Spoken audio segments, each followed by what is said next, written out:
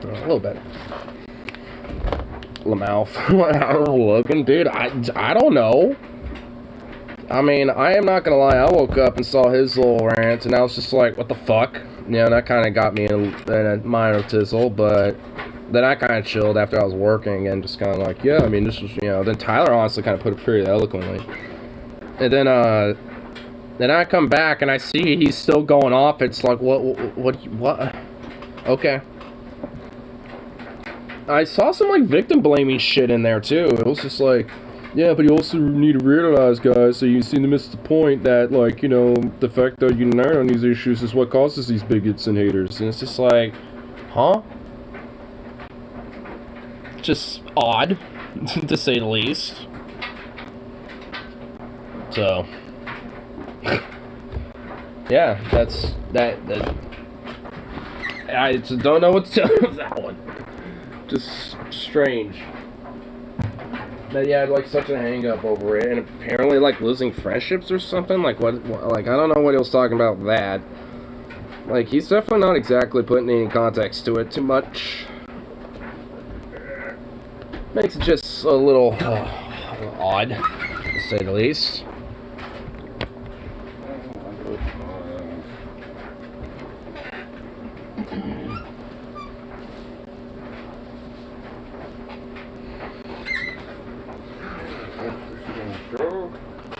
I don't even necessarily know, like, every single bit of detail of the last things he said. So. Bring back Teddy.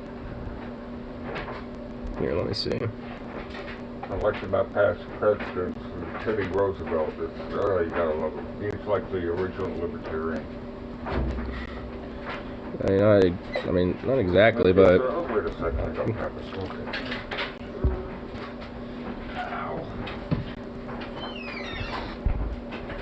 What's this long-ass fucking rant he went on? Yeah, right here. What the fuck?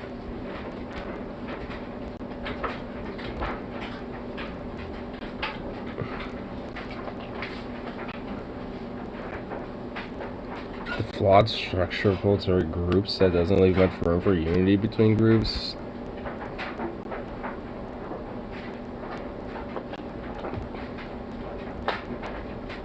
I think he's trying to, like, say there's issues or problems when there isn't.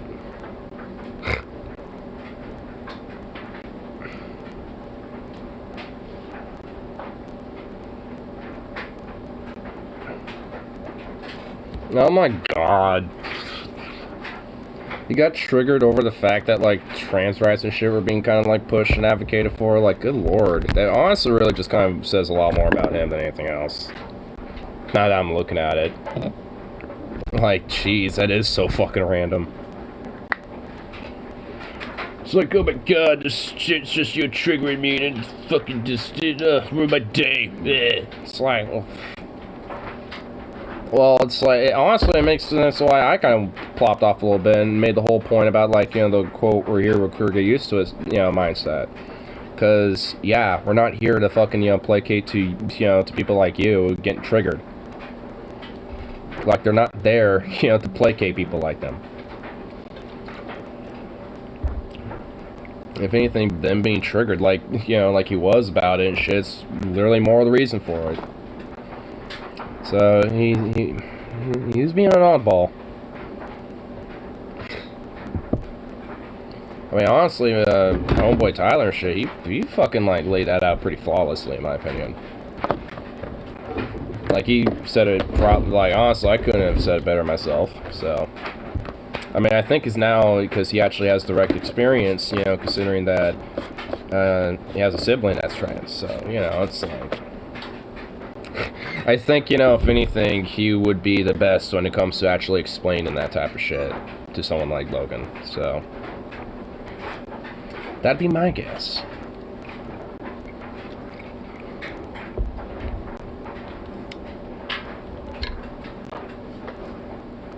And he's saying, like, it's just the same old shit where trans issues is split groups up and causing friendships to end over it. Like, where does that happen? And honestly, if, like, somebody, you know, can't get, you know, like, over the fact that their friend might be trans or accepts trans rights and shit and friendships are ruined over it, I mean, then that person who has a problem about the trans rights or the trans friend is probably not a good friend. So it's just like, I mean, if someone doesn't want toxic circles and, you know, or like toxic people in their circle and shit that aren't exactly, you know, fond of trans rights, or if they're trans, their rights, and like, you know, just them and, you know, who they are and shit, then there seems to be, it's like, that's an issue. And again, it's honestly why, you know, it's more of a reason for it. Kind of forgetting the entire history about, like, the queer movement in this country, which a lot of it does relatively overlap with working class groups as well. I mean, especially so. Like, there's a lot of female lesbian biker gangs, gay biker gangs, and just across the board that were also very strongly working class as well. On top of that, as a lot of biking gangs kind of were. Not all of them, but, you know, a good chunk of them were. Be like all the factory workers, you know, get together and have a little biker gang because they have a little expendable income to have some Harleys and shit, and they form a gang, basically. Is it like, you know, some hardcore fucking gun smuggling shit? Nah, it's just, you know, them and their community of folks just getting together, having their own little bar, their own little hall, essentially, to get together. So, same thing for, you know, LGBT biker gangs as well, and they're very prominent. So,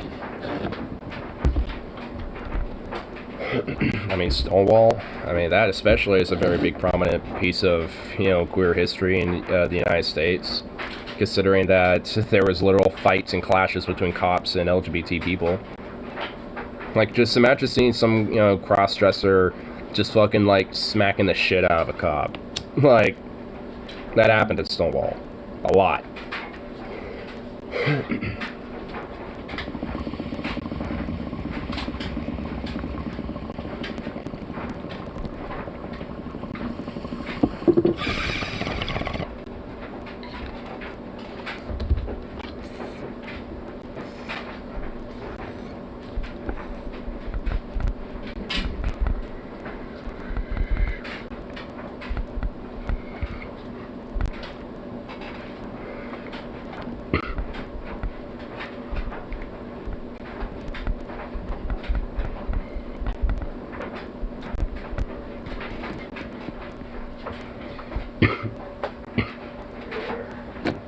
I should hit him up to see if he wants to hop on. See if we have a little chat about it. Because honestly, it's definitely still on my mind. Not gonna lie. That thing, whatever it is, hook up, go in. That's a rawhide. I swear I can't walk through here without tripping on that stupid thing. Sweet little boy. It's a Wile E. Coyote stepping on a floor full of all berries or something.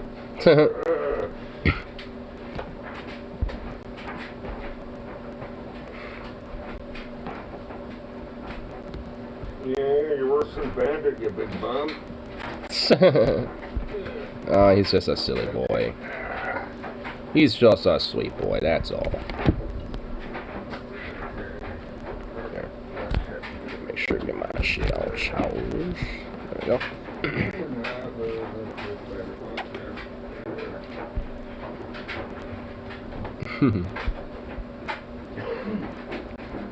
Go on. See if he'll fall in. I guess not. Oh no, now I did. Little sweet boy. Little sweet boys look off, you know.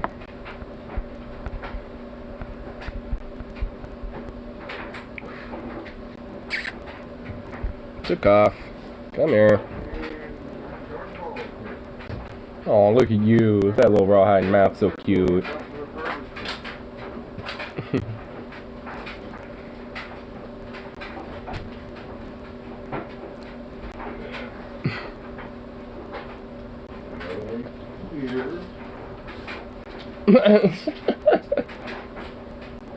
He's not exactly interested in those balls.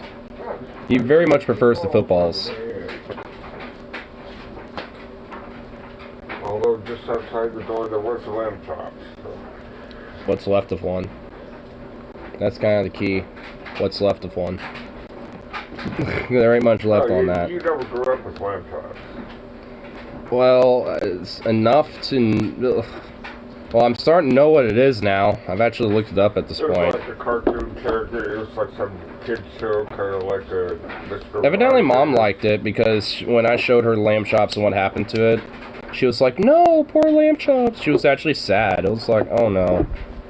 So there's two minds on this. It's like, good, shred the lamb chops, and then it's like, no, don't shred the lamb chops. They got the satellite dish. And the lady that did lamb chops did, like, over satellite, an adult version of lamb chops. Lamb chops just used to be this, just like, oh, you know, like some kids, Just, you know, like some kid's puppet or something.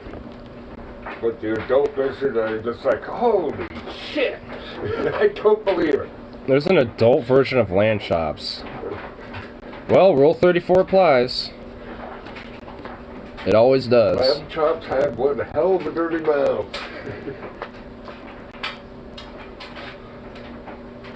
I dig it. I actually kind of respect lamb chops a little bit. Oh, dude, when you first had the satellite dish, that was great. And then they started scrambling everything. Aw. But at first, you could get, like... They caught on to our adult lamb chops. Quick, scramble the frequencies. You could get, like, some sitcom or whatever that you want to watch. It was like the first version of binge watching. Yeah. So if you get something... Don't sit at the TV for too long, you'll fry your brain. Well, it was after that, but anyhow, whatever you wanted to watch, you could get one after another after another. You know, it's just like putting the whole series in there.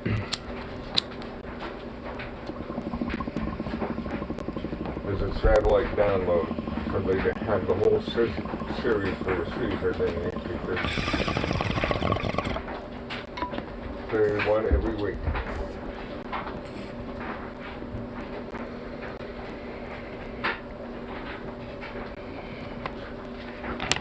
You sweet boy. Oh, you noticed this, didn't you? That was my swing here. Oh. No.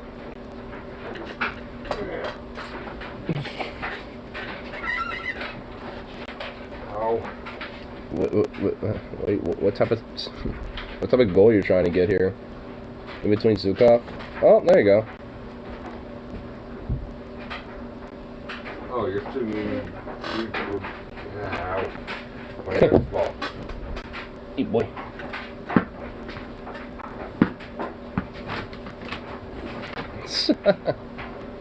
Goof. Okay, Zucker's last one. Okay, maybe not. Well, he just kind of caught that one willy-nilly. He's like, yeah, it's mine. He actually brought one back. Well, I kind of did.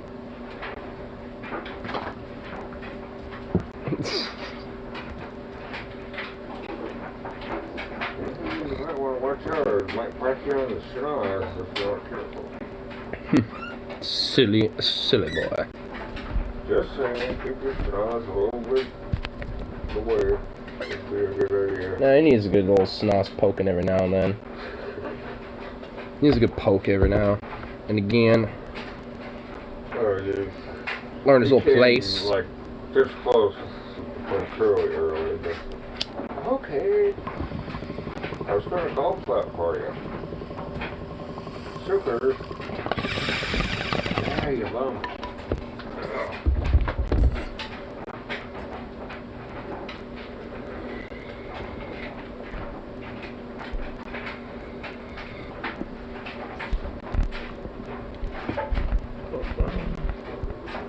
Sugars.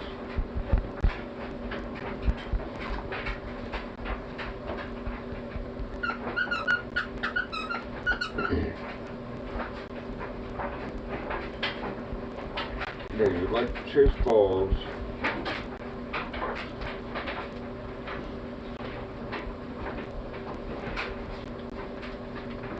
I'd love to see you get this big bin with like 500 and some balls in it.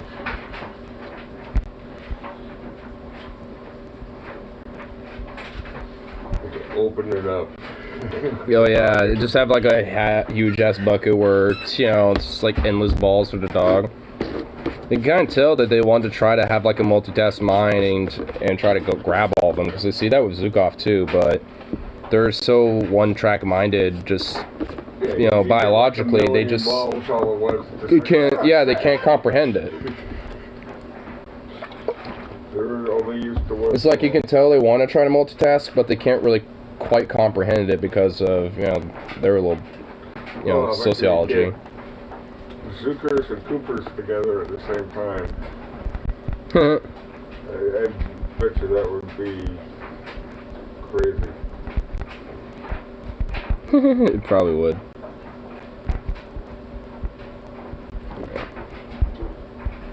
Yeah, Mr. Hoard all the balls. He does, and he hoards them in one little corner too. Look at all those toys in that corner. It's like it's mine. It's my little stash. My stash of toys. Not as bad as Cooper. Oh my god. So Cooper gets all up in your grill. And he's fucking like... Throw the ball, throw the ball, throw the ball. I'm not going to give you the ball, but I want you to throw the ball. Well, because the problem is, he's hyper, like, fucking territorial with his shit. Like, last time I fucking got nipped on the arm and shit by him trying to, like, shred my ass.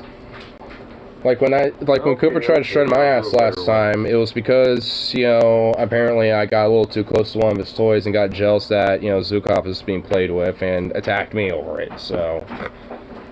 I mean, at this point, I don't necessarily trust that dog anymore. Like, at all.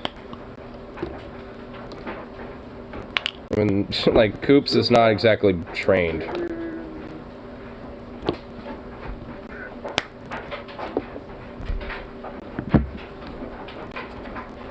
Zukov, though, he is. Oh, he's still a puppy. There's too many things all over the place. He's just too distracted. He wants his rawhides.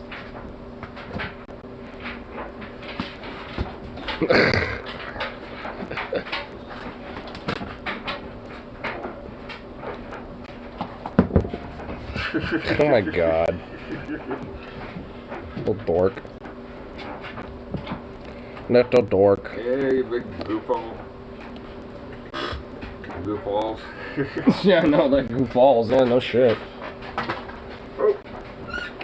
Booty smacked by a ball. What you gonna do about it? What you gonna do about it, boy?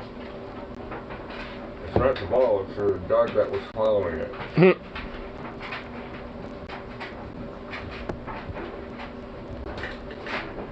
I don't have any balls to throw at you, bro. Oh, you got one in your mouth. One right here. You gotta arc it this way. Okay. Jeez, yeah, he didn't even bother grabbing it. He just kept that one. It's like, I already have one in my mouth. Just dangling. Aw, look at you. Just a handsome little boy. You gonna bring that ball over here, bro? It reminds me of Duke. You gonna bring that ball over here, bro? The English setter was about A little taller. half his size. It's supposed to be about that size, but Oh. I guess it's the run of there. But Oh, he's gonna be a a... bird hunting dog. Yeah. You'll be a little bigger. You know, growing up there on Rimrock, there's bird. So. Yeah, he'll be a little bigger by the time he's all done growing. He's about like half the size of his brother, so he's only about halfway there. Huh? Hey, Shredder. What was that? It's like I'm plopping in here. It's my stash. Ball way up 30 when it's thrown. Yeah. Okay, I'm only halfway there. Come on. Come on, you go. Okay, pass the cards. Oh, my God. There we go.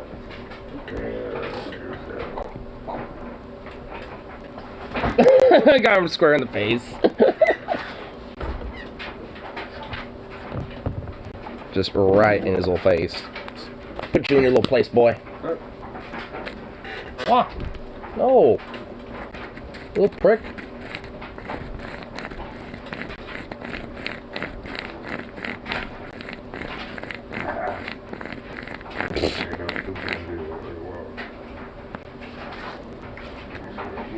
Come on, buddy. No. Wow. He's too vibing to you now. That's a good sign. I didn't argue. Rebound up for him. Little jerk.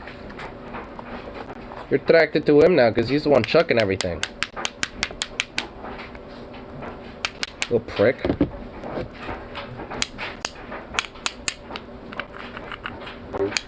Jump it a little bit that way it can make the ball for you. Little chunky little chunker boy. Oh, well, now I got that one. Let's see if I can. Well, I was gonna go that way. I guess not.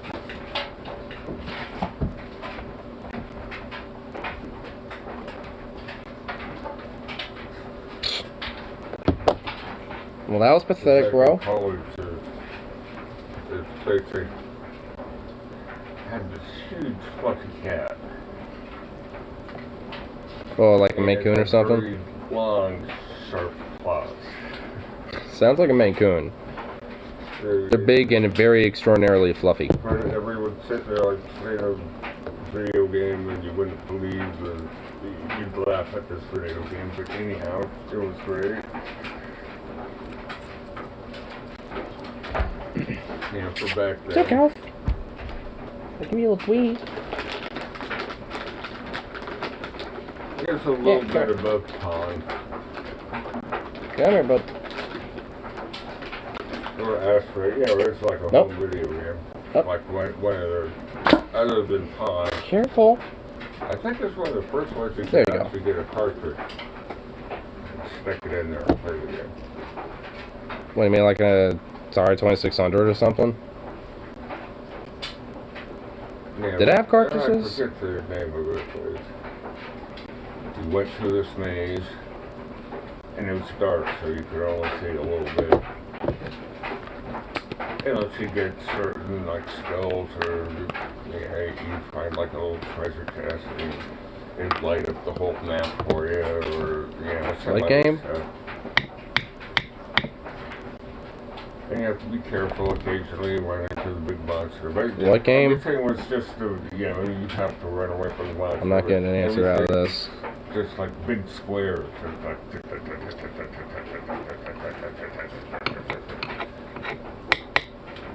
Like, what game was it? I'm not gonna get an answer. I don't remember the name. Oh, wow, okay, I knew I wasn't getting an answer. It's well, not a computer game, but like Atari 2600 or something. I think that was like an old ass, like, early cartridge console, but I don't know. think it was like I know there was like E.T. that was kind of like that. Atari -01. I have no idea.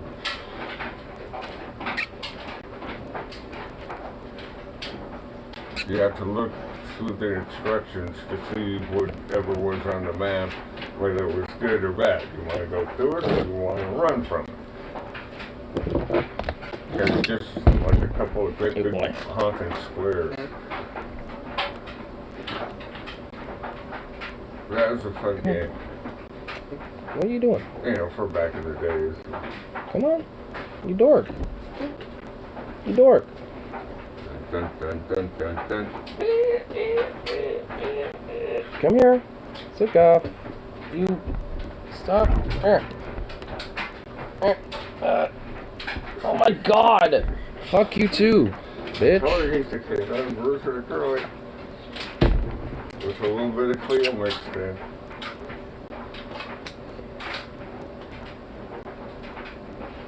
I know you look pretty light. See? You like pretty lights. Come here. Come on. Come here, buddy. Come on. I'll get you another one. I'll get you another three. Yeah. You want another one? Bloop. Stand up. Stand up, boy. Good boy. Good boy.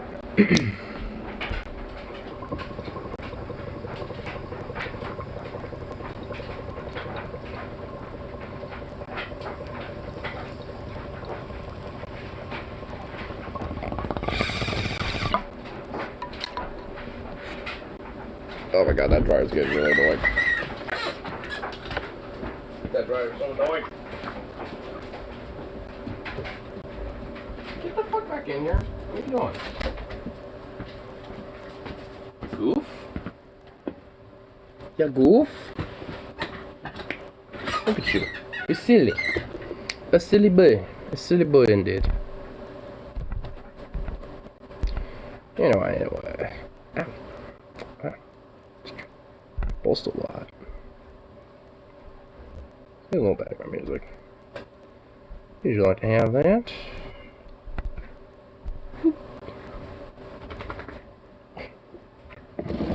Can I help you? I'll give you a treat and now you're seeking attention from me. Look at you. You're a handsome boy.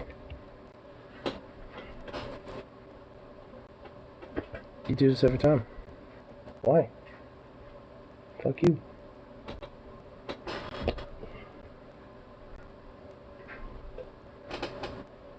Come on. Get my hand. I know you want to chomp on it, you little chomper. Oh my god, you suck. Come on. You know I'm gonna try to, like, hold you and cuddle you, you know that. That's where you're just like, no. I don't want it, no. Don't do it. Don't do it to me.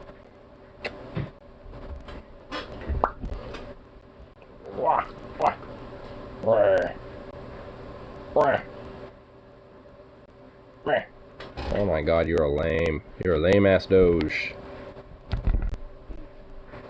Like, goodness gracious boy.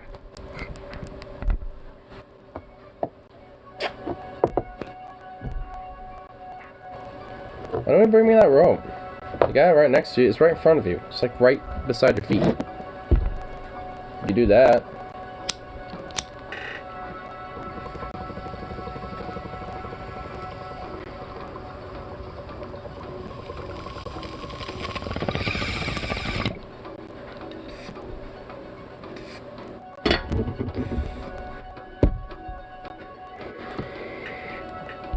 Fine.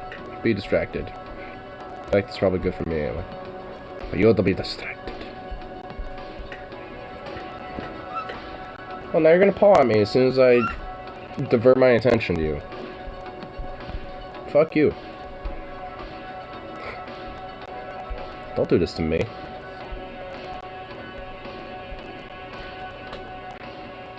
Onyx has been dropping the ball lately. He was here the other night. I was actually talking to him earlier on Discord. Showed him the fat honkin' chonkers of squirrel. Oh my god, you know what? Hold on. Straight up, I gotta show these fat honkers, dude. Well, more of just honker. It's just one chunk. One gargantuan little chunk. Alright. Here, we'll start off with this little guy.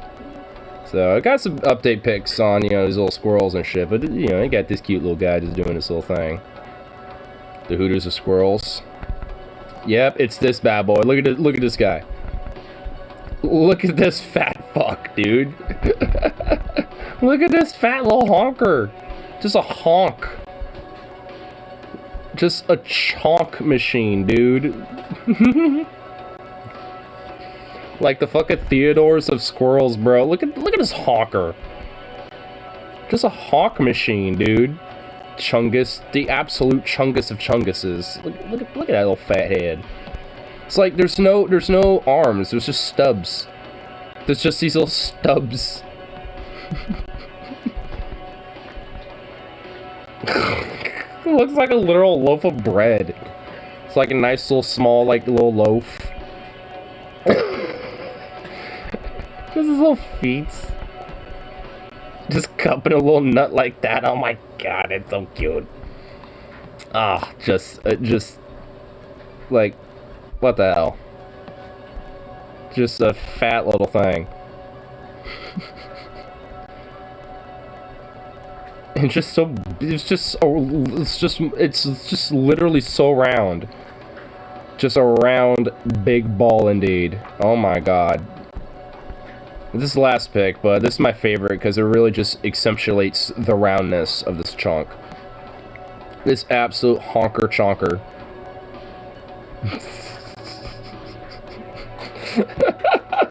It's so huge!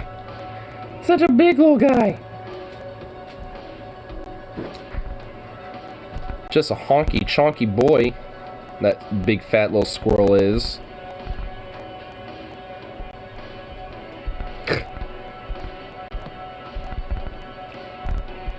Like, my goodness. Just a little fat ass. Then that other one was like so much more smaller in comparison. I was like, oh, that poor little thing. Being so small that it is. And then you get that big, and it's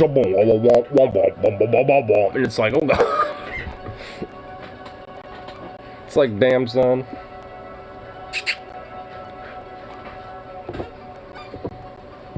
What you doing?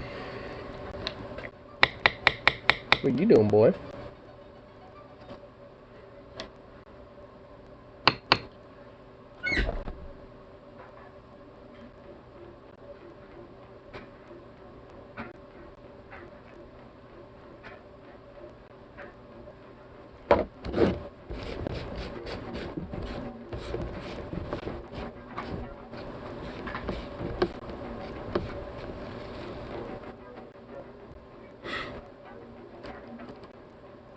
My goodness. Also, like, when I woke up this morning, I was hearing a little bit of activity outside, so when I peeped my head up, it was that fat chonker. And it noticed me a little bit, and it actually was trying to, like, get itself inside a little bit. Like, it was right up against my window. And that's what got me to really want to take a picture of the fat little guy, because it's like, oh my god, you're huge. Huge. Spoiled little thing. The thing is, I don't even really get in that much when it comes to food-wise. I just simply, you know, give him the hazelnut every now and then, some peanuts, almonds, occasionally some pecans. But those are pretty spendy, so I don't usually get those all the time. But mostly just almonds and peanuts. And some hazelnuts in there. So.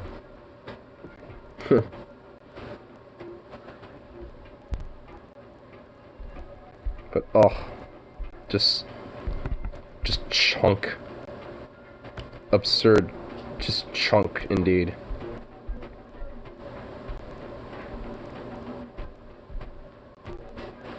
It's like, what do I even do with such a chunk like that? Just a honker. Like, that squirrel's straight up like this big. Just a honker, dude.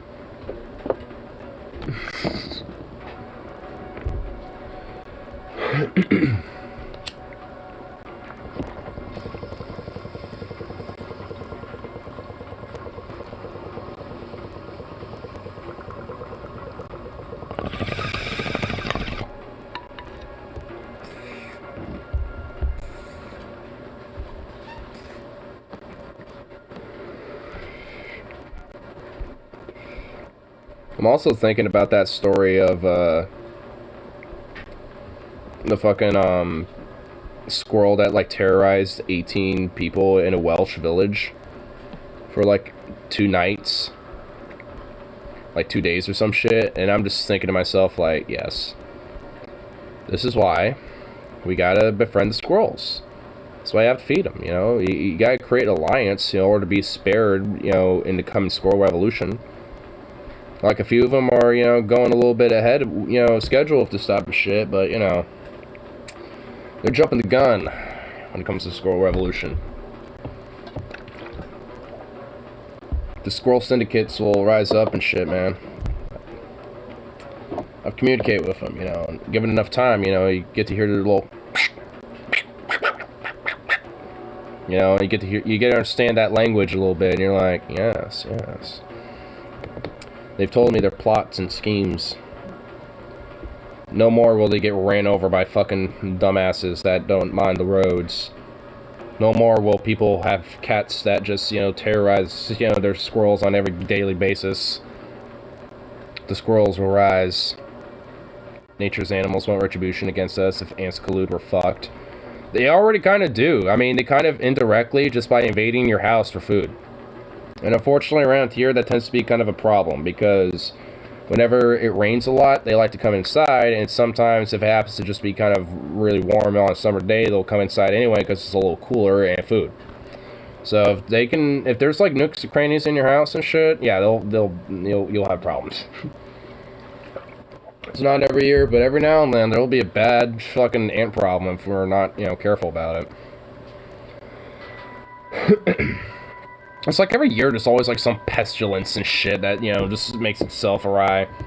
Like, luckily I was able to clamp down on that shit, but low-key, I mean, you know, there was a point where Zukov and a couple of our cats were really badly infected with some worms for a little bit, and we're actually kind of, you know, tricky to get rid of, but I got rid of them now, so new year, new pestilence. So there's gonna be something. There's gonna be something that's gonna pop off. This year it was like fruit flies and then those worms. That was about it. Nothing really too hardcore. I mean, fleas haven't been a big issue, ants not so much. You know, so all that shit, yeah, I mean, not too bad, but I mean, the year before that though, fleas were a pretty big issue, and then I think the year before that it was just house flies. And then, well, actually, the year before, last year was house flies and fleas. Like, that was pretty gnarly. And then this year was a few spurts of fruit flies, and then for like a month, you know, the worm sitch. But aside from that, there's nothing right now. I guess from the occasional flea, but I guess that can't necessarily be helped too much just because I have indoor-outdoor cats and Zukov. Like, he goes outside too. So there's going to be like 1 or 2. But as long as I keep up on it, usually it doesn't fucking, you know, become a major problem. Like, if you happen to have like 1 or 2, it's usually not a big deal. Just have like anti-flea shampoo or something. Pestilence, equal humanity. Ow, the edge. Oh, yeah, careful. I don't want to get cut on that edge steel too hard now. That'd be a little too edgy there now.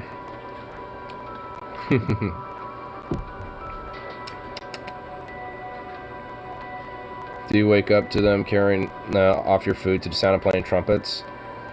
No, but oh my god, I actually had one time where I had some chicken tendies from work, and I had one left, and I was like, alright, I'll eat this when I wake up, you know, because, you know, stoner bro, you know, a little bit, you know, you're gonna do that, you know, like, it's one chicken tendy, like, being left overnight, you know, for like 6-8 hours ain't that big of a deal. You can put it in the microwave for like 30 seconds, you know. And I woke up, I picked it up, you know, took it out of the bag, you know, thinking I'm gonna reheat this really quick, and I see all this black on it. And then my hands just, it's like, and I realized, oh my god, the ants have invaded. I just dropped it back in the bag and just went, fuck, and just went immediately to like the sink and just washed all the ants off of my hand. I just went, oh my god. They didn't get to me or nothing. They didn't necessarily carry it out, but they were able to climb the bag and go into the bag and then get it from there. I was just like, and I looked back in there and just seeing them all, and I'm like, oh my god. Like, fuck, dude. I mean, and that was the year of the ants. Sounds like Symbiote and Spider-Man. It looked like that a little bit. Ignore Venom. Dude, Venom ignore, bro. I know, right? I mean, honestly, it felt like that a little bit, because there were so many of them, it just looked like a amoeba of black, just, like, crawling up me a little bit. I mean, they started with a few of them, but then all of a sudden, like, the amoeba, you know, of them all just started, like, crawling. I went, oh, fuck, you know? I was like, oh, shit, I shook them in the bag a little bit. Whatever stuck onto me, I just washed off. I mean, so ants, I mean, when they're outside, I don't care. Like, I mean, if they happen to be outside, I could give a fuck about an ant. Like, if anything, they're actually quite vital and pretty good for the ecosystem, you know? So, with ants, whatever. It's when they're in the house, that's when they're a fucking problem. So, I can respect the ant, but they don't be coming into my domicile. I mean, it kind of goes for any bug, really, but, I mean, if I know the bug, you know, I can understand and respect it a little. Be like, okay, you're not gonna do some crazy shit. I can respect you a little. I mean, also a spider bro. Like, having, like, a little spider kind of, you know, have a little nest in the corner of the house. It's not actually a really bad thing. I have a little spider bro, and, you know, it actually kind of helps, you know, with a little bit of the whole fucking, like, occasional fly issue. Like, I'll see one, you know, kind of snagged up, you know, in its little web all feasted upon shit. It's like, nice, that fly is not gonna fucking bother me when I'm trying to wake up. And I have, like, this occasional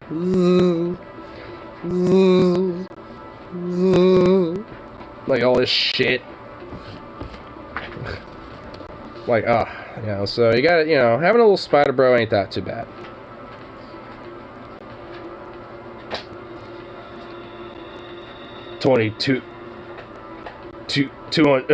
Fuck. What year would this be? 22. Wait, 202. The Wasps, we are the Legion, and we have conquered the Earth. Our parasitical brethren have conquered all the underground caves and networks, and rooted out the last of the mole humans. In our hive minds, and our hives have now spread across this planet, and have conquered what's left of all of humanity. I'm not too against wasps and shit, but low-key fuck them. Because it's just like, yeah, you know, they kill the bees that happen to be all over my fucking backyard and shit. Like, I respect the bees a lot more than a wasp. They get quite fascinated with bees, honestly. Like, we have some passion flutes on our back porch, and whenever they bloom and shit, there'll be like 4 or 5 bees on one flower, just all kind of like chilling, kind of walking around on each other and shit like that, just doing their thing. And they don't mind me, you know. I could be like really high up against them, you know, like looking right at them, you know, getting some close details, and they won't pay no shit to me.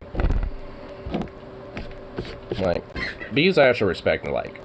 If I happen to see a bee on, like, the, you know, porch or something like that that's on the ground, I'll give it a little sugar water and kind of revive it a little bit.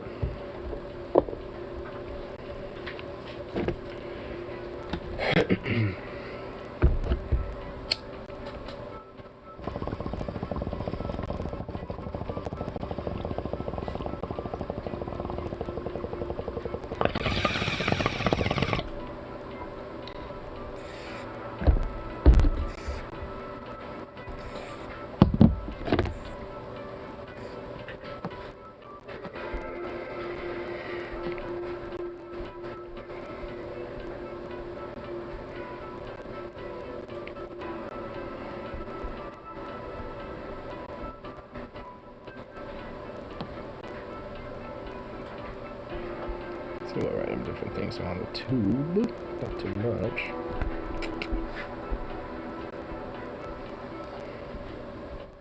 Ooh, the premiere is upcoming for DFF's new episode tomorrow. Robotics companies. Bow before your new masters, the robot.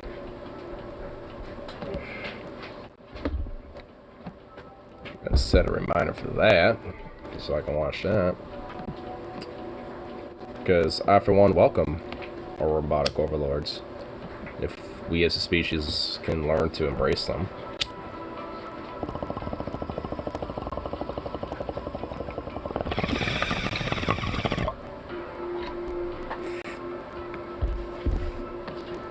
Bad OT tonight, really?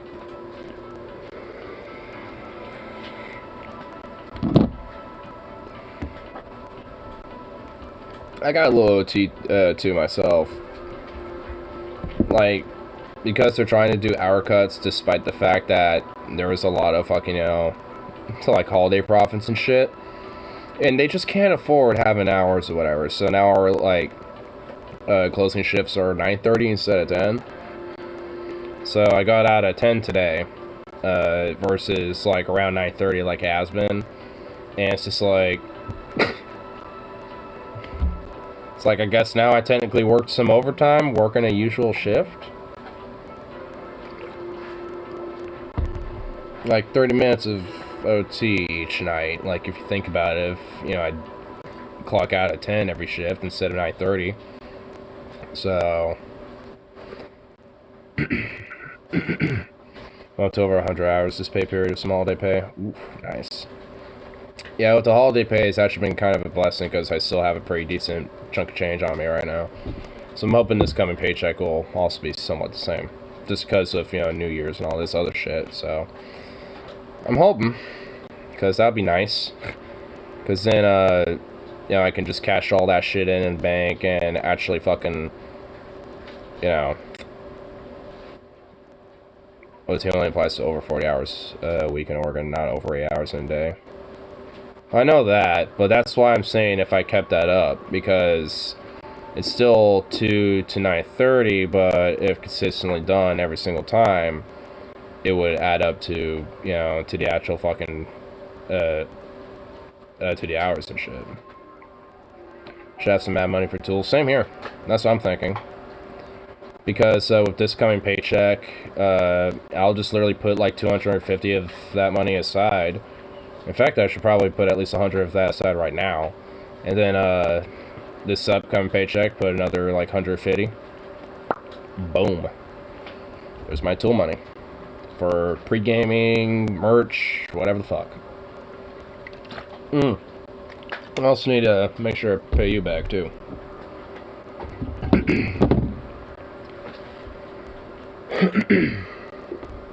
Which that obviously ain't a big deal. You know I'm good for it. You don't need to send a goon with the tire iron now. You don't need to send no goon.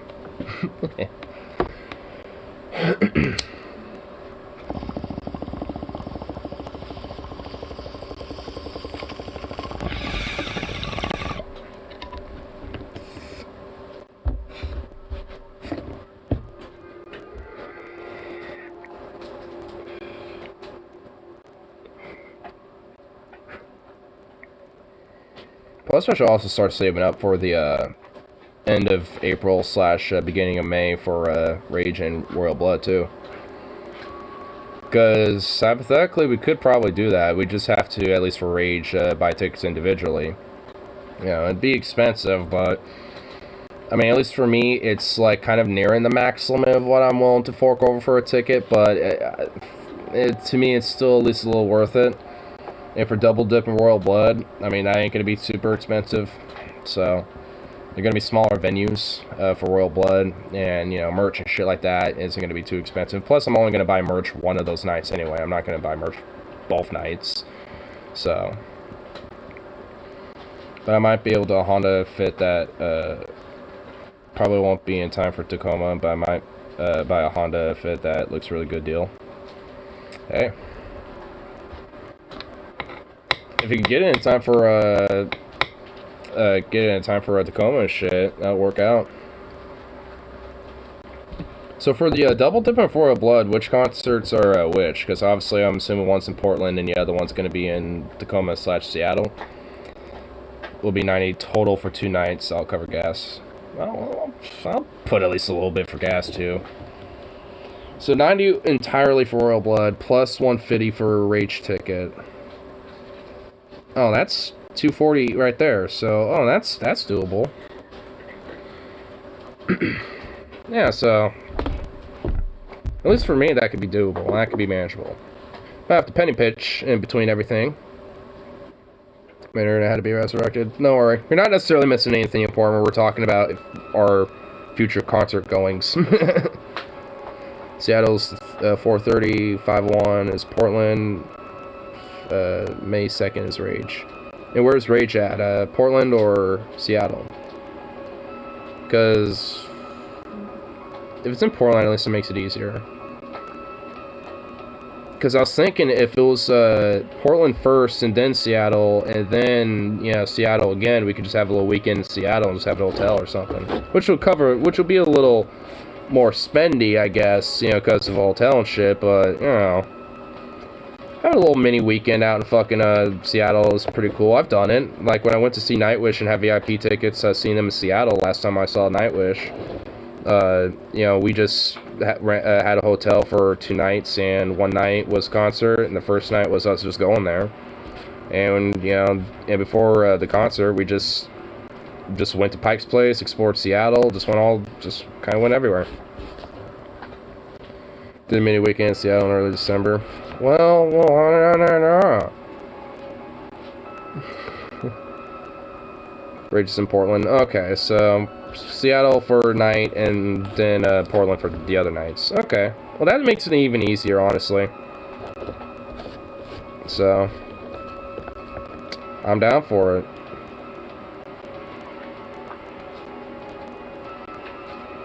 So, I'd say, you know, we should probably jump on, at least for the Rage thing, you know, let's find, I'd say we should find out who's going to be down with that.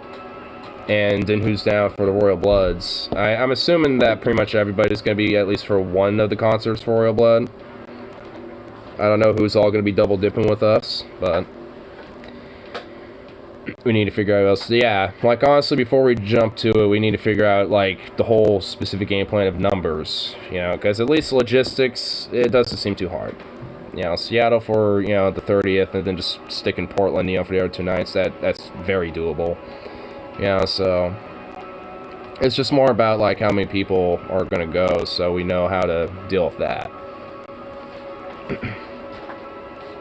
Harley will be in for Royal Blood. Oh, he definitely would. I could see him being for Rage Against the Machine too, but I don't see him forking 150 for it. He's a major penny pincher.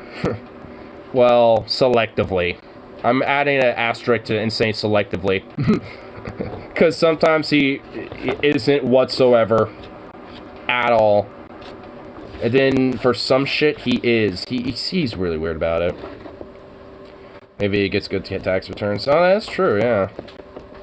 Oh, God, yeah, it is that time of the year as well, isn't it? Oh, yeah, the taxes. Oh, my fucking God. Oh, yeah, thanks for reminding me. Great.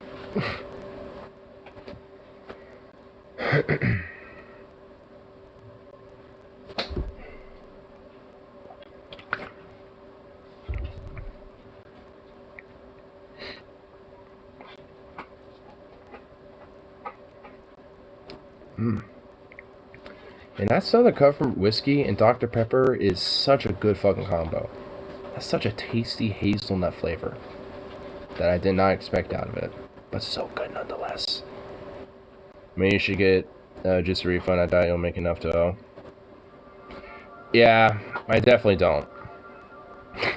I'm on what, you know, the working class ain't necessarily, you know, like the middle class no more and shit.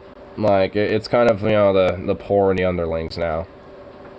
I might owe for the first time ever due to my raise. Really? Well, you'll have to let us know how that works out. See how that shit works. But yeah, I definitely need to, like, actually really figure out how to just deal with the tax shit and just get it out of the way. Because, I mean, every time, like, every year so far, I've always gone into it like, what am I doing? And just, like, you know, hoping that I'm getting shit right. You know, so it's like, I need to make sure I just, get it done right and good. Just learn it. If only they taught that in, like, general education when you grow up. Want to software things. Yeah, I'm probably going to do that. Honestly, that'll probably be easier. I'll walk you through it. That would, honestly, be very nice. So. Because usually the last few times I've had my family and folks help me through it a little bit, which they've been helpful, but usually they just kind of, they'll be like, here, you just fill these things out right here, and it's like, wait, what do I fill? These numbers. And I'm like, okay. It's like, how much you make? This. Alright, and you work pretty much averagely that amount of hours? Yeah. Times that by blah, blah, blah, and I'm like, okay. So, yeah. They kind of help through it and all this other shit, but it's a lot more convoluted, and I don't exactly remember it always, so. Bane of humanity and adulting.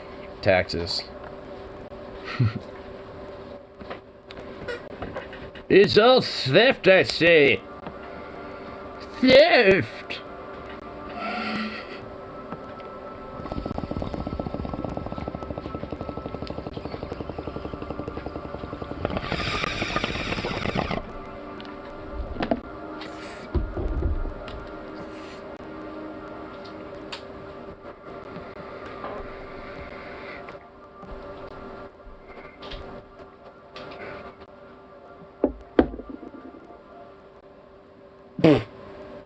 You notice I looked at you and you're just like, huh? Your head's all attentive to me now. And you're just smacking down that rawhide. Damn, son. Tax Act, TurboTax, and HR have free versions. A.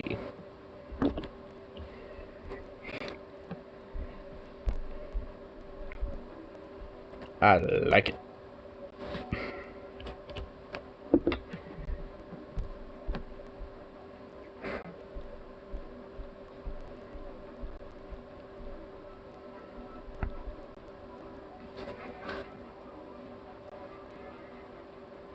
Oh, you stretchy boy.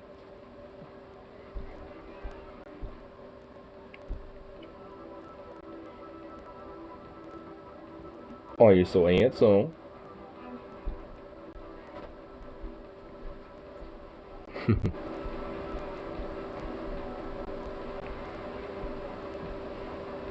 Oh, new taxes. We want to expand the military.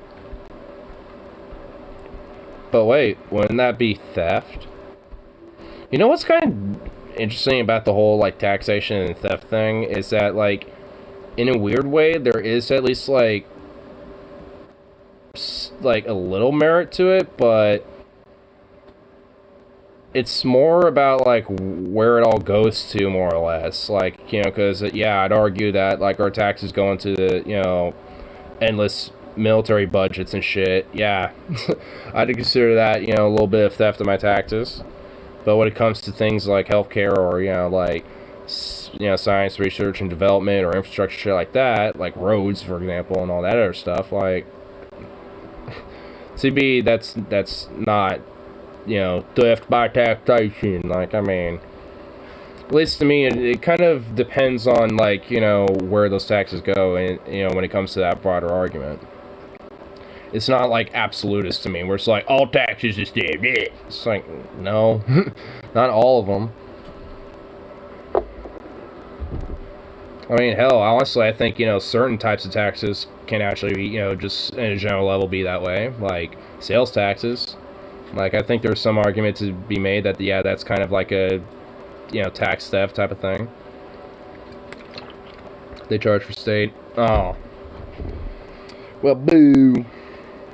When I was a kid, I always saw blue Subarus with gold wheels parked outside on the HR block. So I always assumed it was some kind of video game vape store.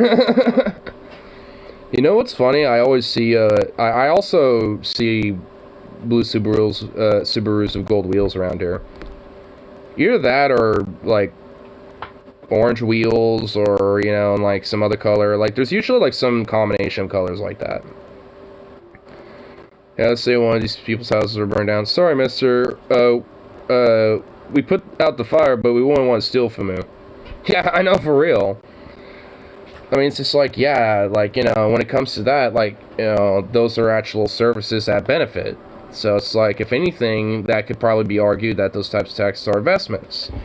Investments into a more prosperous society that can, you know, help you in your time of need, at least when it comes to your house being on fire, you know? Like, yeah, like, I mean, that would be an investment in a long-term, you know, thing for society that would be beneficial. You know, so, I mean, like, in a way, there can be an argument, like, either way, like, honestly, just depending on what, you know, we talk about when it comes to taxes in general. But that's why I find it funny when people just take such an absolutist stance about it, like the weird ANCAP libertarian types. It's like, I mean, because I think about it, I'm like, I mean, for some, sure, and for some types of taxes, sure, but, like, not as just a concept, you know, not just it in itself.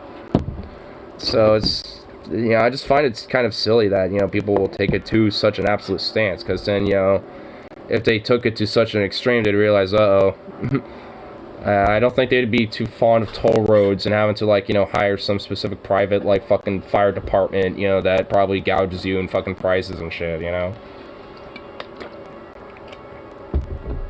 What's up, baby? I'll give you a little high, a little something, something. A little rawhide twist thingamajig. Up. Boop. A little fresh one for you. HR and turbo tax are both completely free for federal and state. Cool. Yeah, I'll check one of those two out. Okay. Carl, whenever whenever you two happen to be in the same area at once, cars always get brought up. At this point, I've just given up, you know, Karen. I just find it funny. I just find it amusing now at this point. I mean, at the end of the day, it's whatever, you know, I don't care. They're about 90% reliable as a tow, with benefit of being a sporter. Their trucks, SUVs, minivans, however, I'd void. Oh. It's as if they come close to realizing that the issue is how the taxes are spent, not the concept of taxing itself, and it's very disappointing. It really is. Because it's just like, I mean... I mean, shouldn't it be, like, hard to realize that, yeah, like, some aspects of how taxes get used can, you know, be argued, yeah, it's kind of a waste, or theft and, you know, the taxpayers and shit, you know, because, you know, taxpayers being hosed down to fund boondoggles, or just, you know, corrupt type of ventures, or whatever the fuck. I mean, so it's, you know, it's like, at least to some degree, there can at least be some truth to it. But it's more or less just mainly about, like, again, how they're used. Not necessarily the fact that it's thievery. Oh my god, that dog is splooting. He is a splooting.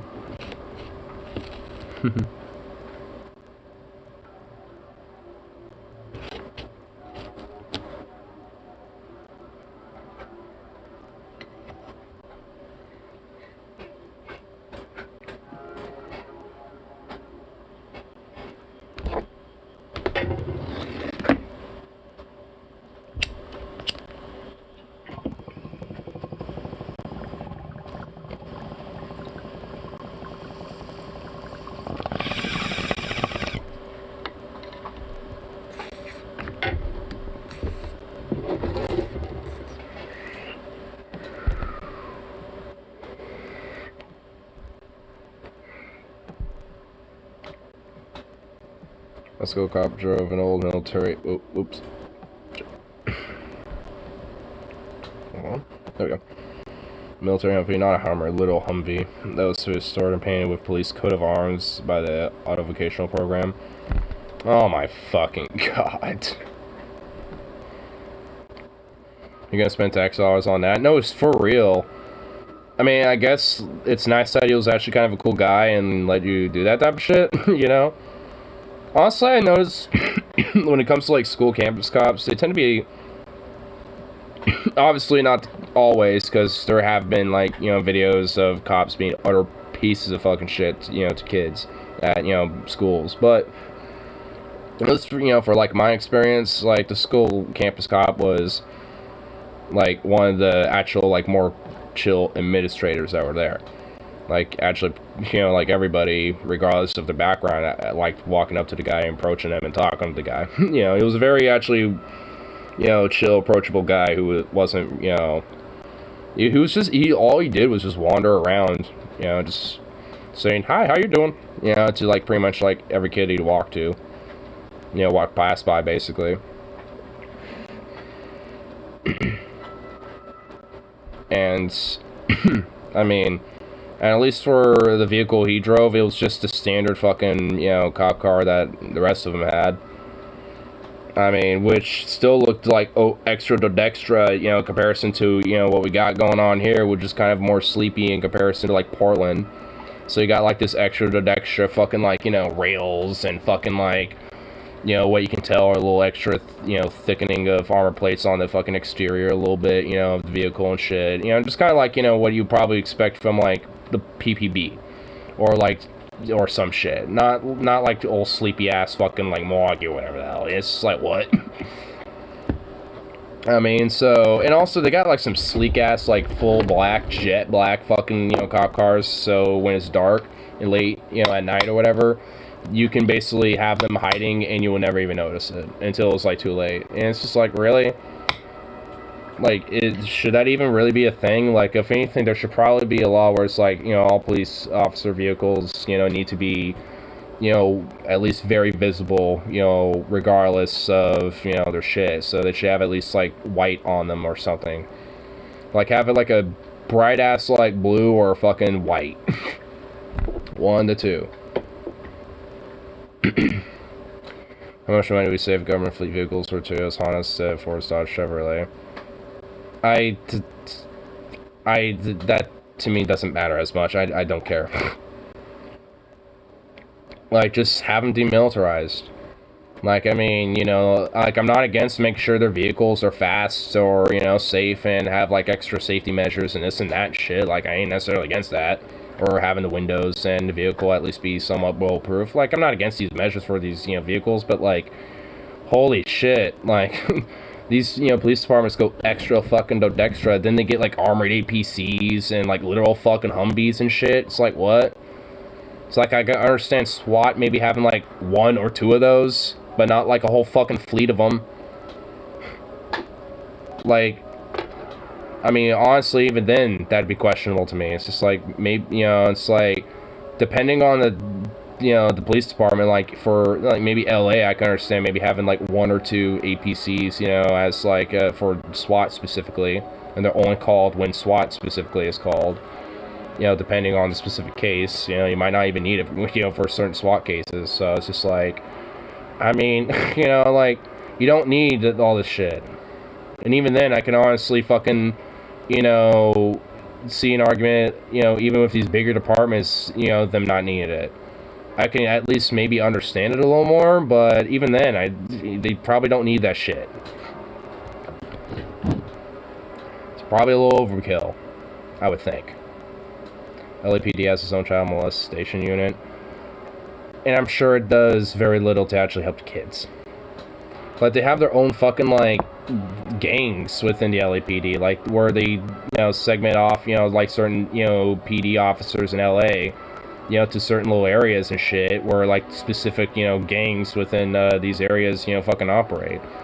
Like, you'll have, like, different, like, specifically white supremacist gangs in the LAPD that, like, patrol specifically more minority-based neighborhoods and shit. And a lot of that's just straight up, like, you know, fucking there just so they can help kind of strive up more fucking racial bullshit too. There are gangs working inside the yeah, that's my point. Like, I mean, they, you know, there's gangs that straight up work within the LAPD, and some of them are straight founded by the LAPD themselves. I mean, it's just like, the LAPD can arguably be considered like legalized state sanctioned, or at least city sanctioned fucking gang organization. Which kind of makes you question about other police departments. Because the LAPD aren't the only ones that do this shit. and are innocent of this. You know, there's plenty of other fucking PDs around this country that do the same shit.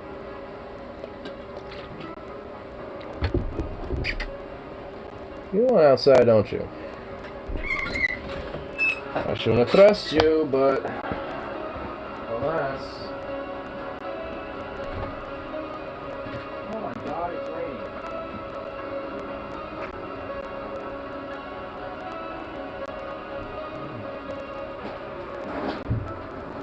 Man, you're gonna be a little wet dog. Oh God, no, come on, no, don't take that outside. No, Zuko, come on. Don't take that outside. I don't want that soaking wet, bro. Oh, you little prick. You little prick.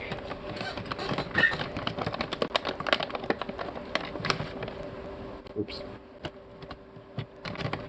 Alright.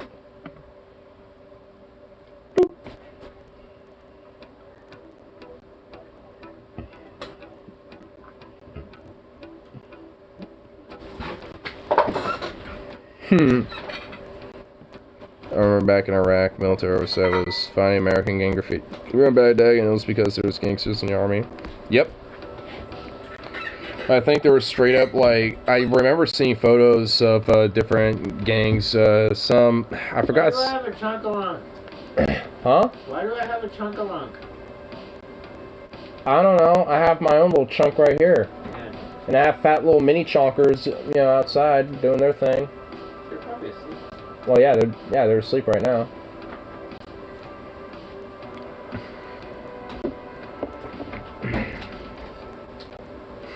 Anyway. But yeah, I forgot some of the names of the gangs, but I know, like, one of them, out of many of them were, like, MS-13 and a few other different, like, American-based gangs and shit. And international ones, too. Love video. Wait, what's this video?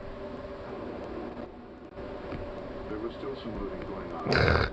How am I gonna love this? U.S. tank crushes Iraqi civilians' cars. Like, how? Why am I gonna love this? What's the love about this?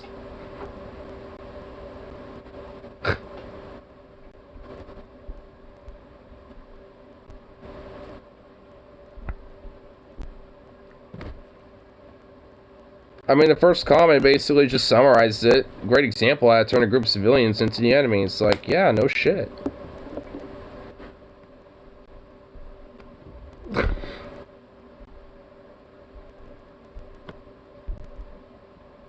It's like, what?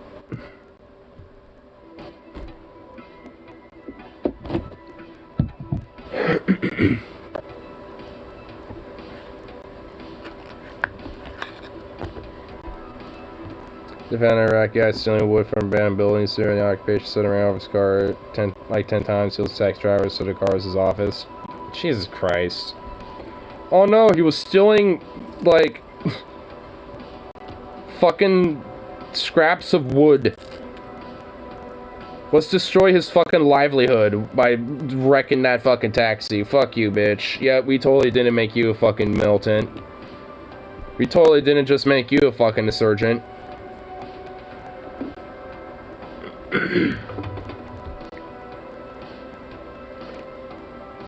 I can't imagine much taxi fares at that time, but still. Well, yeah, no shit. I mean, yeah, imagine, like, his business at that point wasn't exactly booming, you know? But still. Yeah, it's just like, destroy that livelihood. So now basically all I have to do is just collect scraps of wood for the rest of your life. Or pick up a gun and fight us.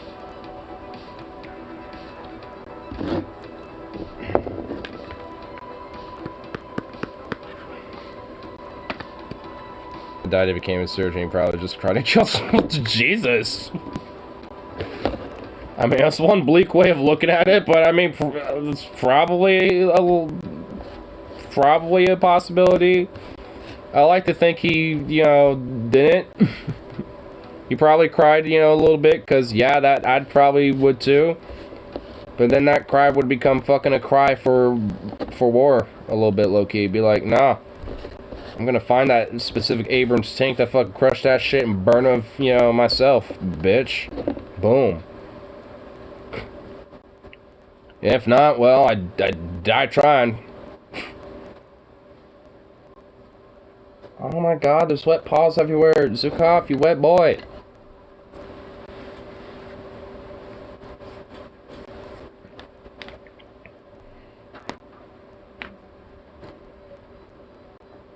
Most to even makes them hate America. Most people are good. Well, yeah. Though the thing is, like, I mean, when push comes to shove, like, even good people, you know, can go, you know, taking more extreme radical measures and shit. I mean, you know, like, I mean, there's definitely some things I didn't think I'd, you know, be, you know, doing, you know, like, going to, you know, being arrested during protests and shit like that, you know, things like that.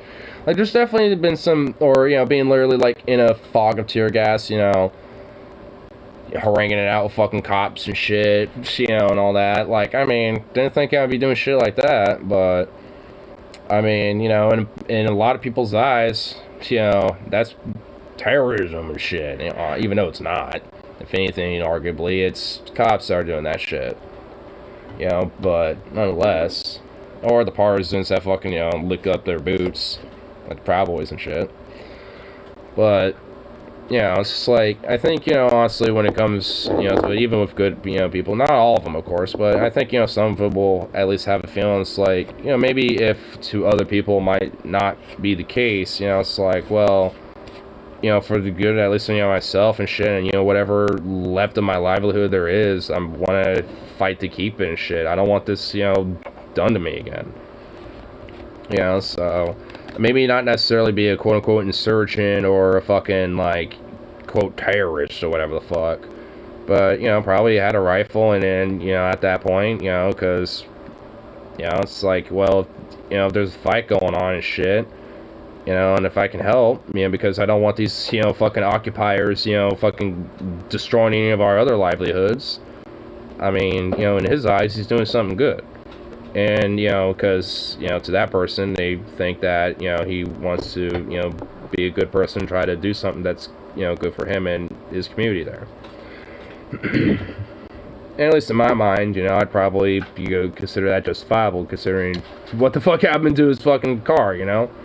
But James says see cost soldiers so as global corruption could go. Yeah. If cops don't give them what they want. Well, of course. Well, I mean, because fundamentally they're so fringely right that, you know, even they will see cops as, you know, the bad guys if they don't necessarily, you know, get them what they want. You're right, yeah. A lot of these fringe right groups are. Like I've had encounters with, you know, 3%ers and Patriot Prayer and a few other different groups that are more regional based around here, and every now and then they'll straight up, you know, go into fucking, you know, like anti-cops craze occasionally and shit, especially 3%ers because they're more of like hardcore like ANCAP libertarian types and shit. Well, you know, like, I mean, you know, so a lot of them tend to have a more crazy fucking, you know, like, element to them, but they also don't necessarily like cops, but at the same time they do because they're against, you know, the Antifers and shit as well, but, you know, also at the same time think they're kind of, you know, in collusion with them when they don't exactly crack down on them as much as they want. And I've definitely seen some 3%ers in the midst of the protests before and shit. And they're armed. So, like, yeah, I mean, they don't fuck around when they, you know, hide around. Because if they get caught or get ousted or some shit, they ain't afraid to pull a knife out or pull a gun out. I mean, when one brushed up next to me, I wasn't necessarily thinking about approaching that guy. Because I saw a fat fucking knife on his hip. And it's like, yeah, I don't need that in my gut.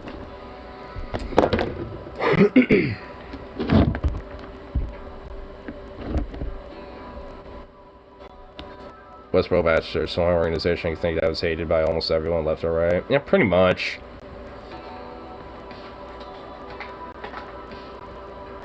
Yeah, that's like one of the few organizations that are legit hated by mostly unanimously everybody. Like, they got their sympathizers, but they're very few far in between.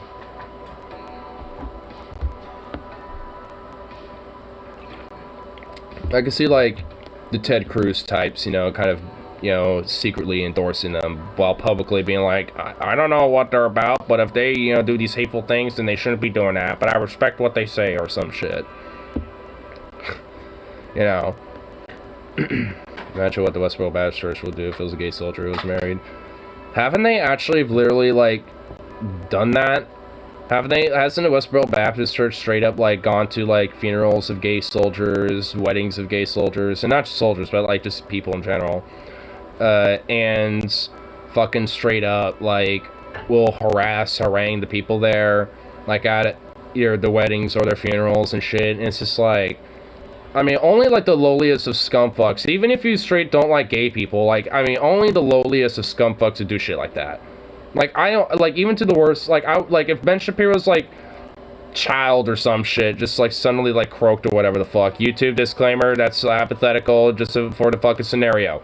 Anyway, so it's just like, let's say that just happened hypothetically or some shit, and he was at a funeral for his kid or something. I'm not gonna, like, berate Ben Shapiro just because I hate the fuck. You know what I mean? Like, it's, like, that's, like, the one time you just leave them alone. It's like, just let them have their service, and then after they're done, then harangue them all you want. Like, I mean, it could be the same day, It's like, once they're done and out of the premises of whatever fucking little event they're doing, then have at it, Haas. Like, I'll just wait outside and just be like, alright. Yeah, it's like, okay, now they're out. Oh, hey, what's up, Ben? Like, they're walking up to the car and shit, like, at that point, who gives a fuck? Don't, like, go in and barge in and shit, like, I mean...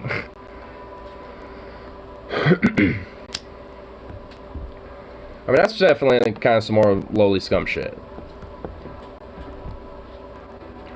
The only people who support the Westboro Baptists are fundamentalist Christians who happen to also be French anti-gov, so they hate America. Yeah.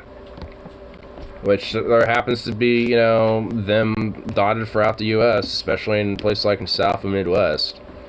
In Idaho. So, I mean, they're around too. But, again, few and far between. Luckily, there's not as many of them as there used to be and shit.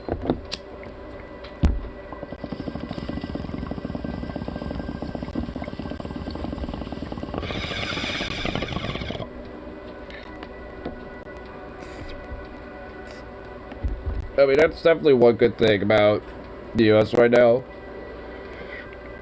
Despite it still being predominantly a Christian country, demographically, is, even though it's still probably going to be the majority for a while, like, how radical and extreme that demographic is definitely shrinking. Like, these more crazy cultist types and these more far fringe, evangelical, far-right Christian types and shit, like, they're starting to become less and less, which overall is a good thing. Because, overall, like, their voices might get louder, and obviously they're going to probably be more militant in some ways, just because they think, oh no, we're dying off, we must, protect our sanctity, we must spread the word, blah, blah, and all this other shit. So they're going to have their fucking justifications to probably be more extreme and radical than they already have been kind of slowly growing, at least for these more fringe extremes.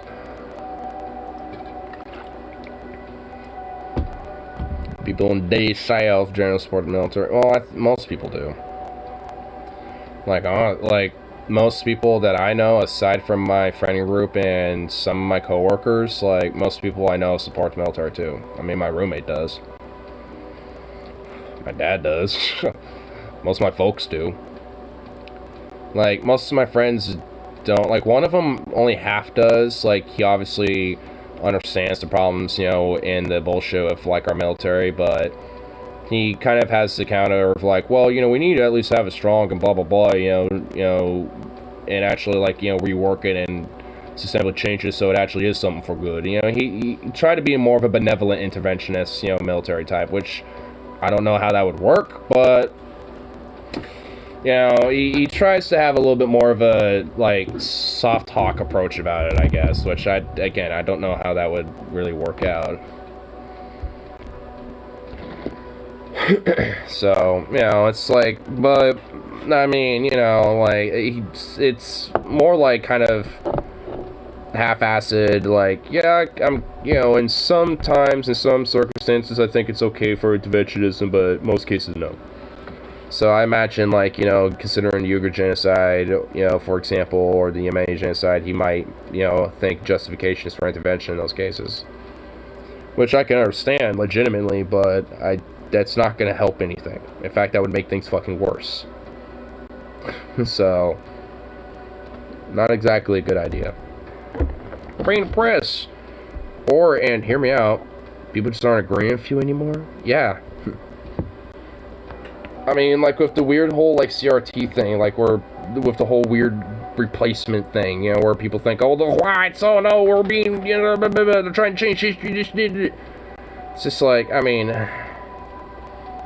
it's like, maybe it's just because people don't necessarily agree with the fucking, like, same, like, nationalistic jingo bullshit that was taught to people over and over again about this country, or having a little bit more of a, like, nuanced approach about, like, you know, what history, as you know, in this country has been, taking a little bit more of the perspectives, you know, when it came to, you know, the slaves, when it came to the broader history of the slave trade in this country, Native Americans too, with, you know, the oppression they've suffered as well, you know, these different aspects of things. It's like, oh no, how dare they change history, even though it's already there, we just don't like to talk about it.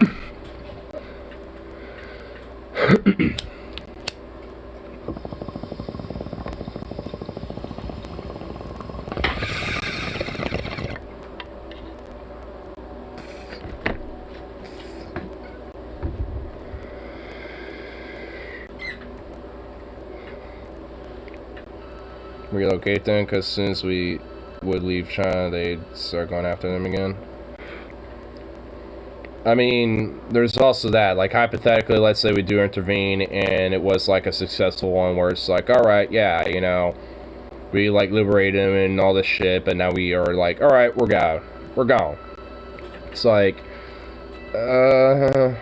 like, I mean, that might be a band-aid, but it ain't gonna help, like, overall. Like, eventually, you know, instabilities and power grabs are gonna happen, and you might end up being the same fucking result. You bring a lot to America. All this, I mean, like, I don't know what necessarily would be too many, but, I mean, like, I got no problem with those type of people coming here. I don't really got any problem with, you know, any person, you know, coming to this country, you know. So, I mean, if they want to have better opportunities and, you know, seek a better life and come here, okay. So, it's too many to support because of welfare. Well, I mean, I guess I could, you know, understand that, but I mean, that's why I think, at least when it comes to that element, they, you know, need to at least, you know, have, you know, some basics, you know, when it comes to, you know, the general, like, assimilation, you know, in a sense of, you know, being a citizen. And at least, you know, learning English and just some of the basic, you know, just general laws. I think that should be the basic criteria. Outside of that, it's not, there shouldn't really be any fucking prerequisite. It's like, alright, you want to live here. It's like, here's the laws of the specific city and all this and that, blah, blah, blah. So you don't accidentally fucking, you know, do something and get a ticket or some shit just because you just didn't know, you know, or whatever the hell. You know, so it's just like, you know, just that type of shit. You know, and also, you know, having, like, basically, you know, just some, you know, like, you know, some career-based programs and shit like that, maybe trade schools, you know, things to where they can integrate, you know, into something that, you know, where they're not just necessarily living off of the state, so to speak, where it's more so that it's used as a way to, you know, kind of integrate them, you know, in a, you know, in a way. Just in a sense of just like, hey, you know, you want to be a citizen, you're seeking better opportunities, and, you know, here's, like, options for the trade schools, different programs, blah, blah, blah. You know, I mean, as far as I'm concerned, you know, when it comes to the options, just let it be, you know, only limited to, you know, what opportunities are there for wherever they're at. Like, if they move to Portland, whatever those opportunities are there for Portland, you know, that they could potentially seek, you know, being a citizen here, there you go. And same thing for if it's like New York or Baltimore or LA or wherever the hell. but it's basically just like a soft-ass prerequisite.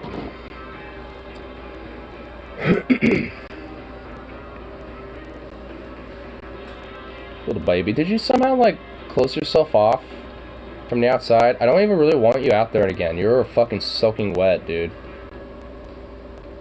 I was gonna take a shower tonight, but man, you are definitely having a shower as well. Was in El Paso. His hotel was full of refugees from Afghanistan when they pulled out as many as they could. Damn. Well, hopefully at this point, you know, those people have, you know, been able to get better opportunities and have had better outcomes, you know, since then. But, you know, I don't know what the status of the refugees that have come here from Afghanistan have been since, you know, all that. But yeah, I mean, it's not as simple as just, you know, bringing them here and then just like, there you go, you know? Like, you can't just, like, because if you don't actually, you know, help them as much as yourself in that scenario, because that's kind of the whole idea, at least in my mind. It's just like, you know, just the very basics, you know, at least, you know, learning the just basic language, you know, of the national language, at least for America, it's English. Yeah, because obviously, I mean, there's, you know, being from a different place, there will be a language barrier, and not everyone, you know, is going to be able to, you know your language, obviously, and Americans are unfortunately dumb as fuck, you know, so they're just going to be like, what gibberish you speaking again? Like, they're not really going to necessarily think of probably pulling to Google Translate and, you know, going from there, you know, like, and figuring things out. At least for me, you know, I'm able to do shit like that. Like, I mean, if someone, you know, doesn't know English, I'm like, oh, here, I'll just pull Google Translate and be like, you know, just say something, you know, and I'll detect it, and I'll see what it is, and just kind of go from there. So, I mean, it's, you know, it's like, I mean, even if there is a language barrier, you can work around it. And at least to me, it's not even a big deal.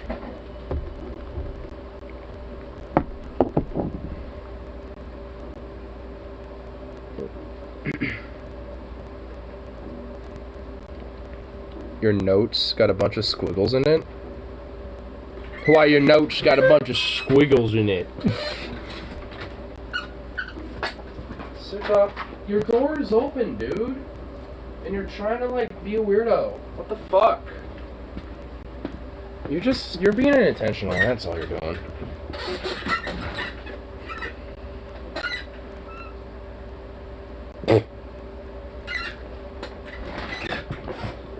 Man, look at you. Oh my god, you're such a bouncy boy.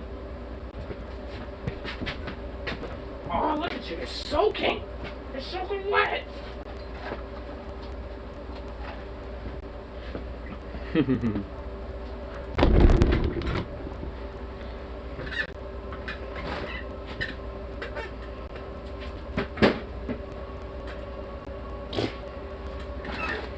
What a goofball. You're such a goofball.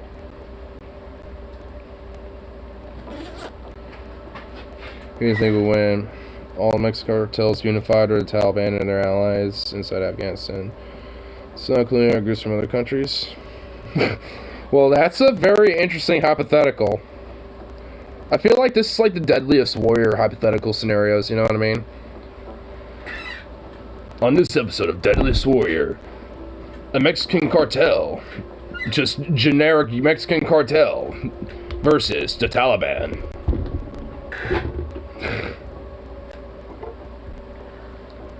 I mean,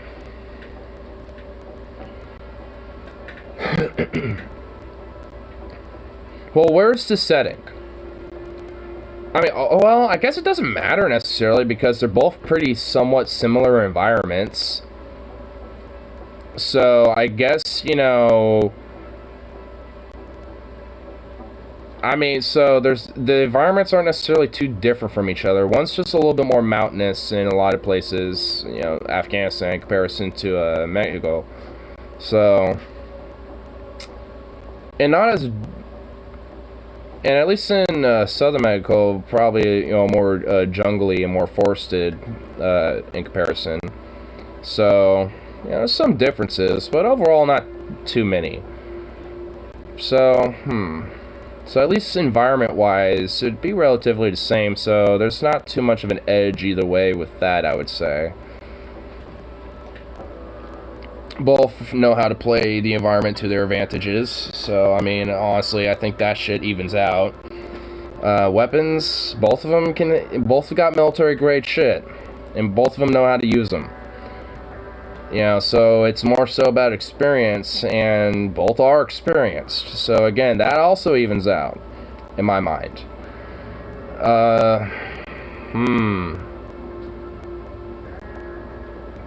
Fuck, honestly, it seems like an even fight. I feel like it's more of a coin toss in my mind. Like 50-50.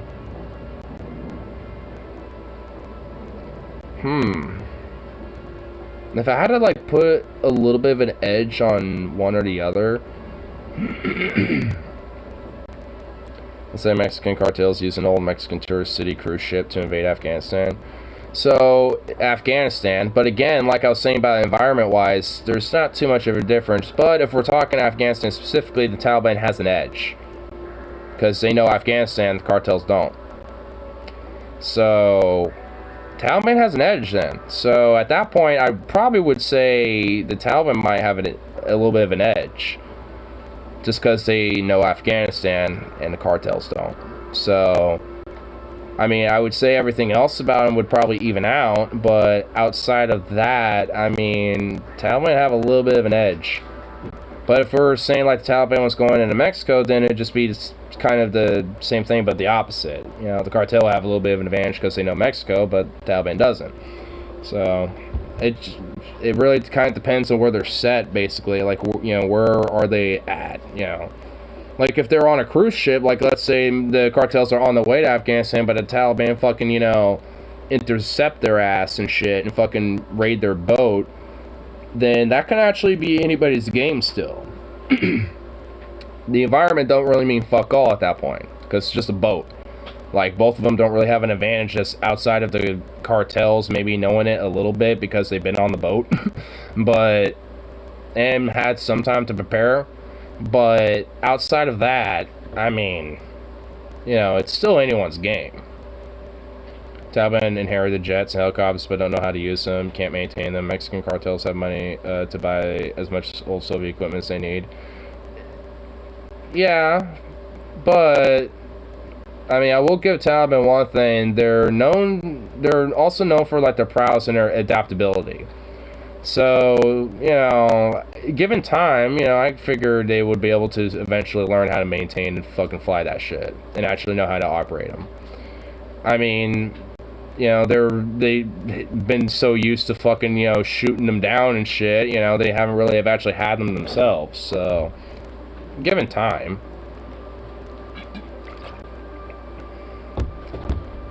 Mexico could seize cruise ships, at least old ones no longer in use, in Mexican tourist city cruise ports and use them to invade a country. Yeah.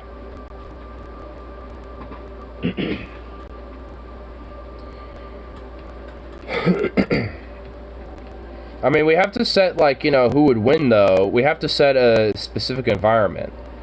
So, is it Afghanistan or the cruise boat itself? Because I want to set it on the boat. Because it still makes it an even fight.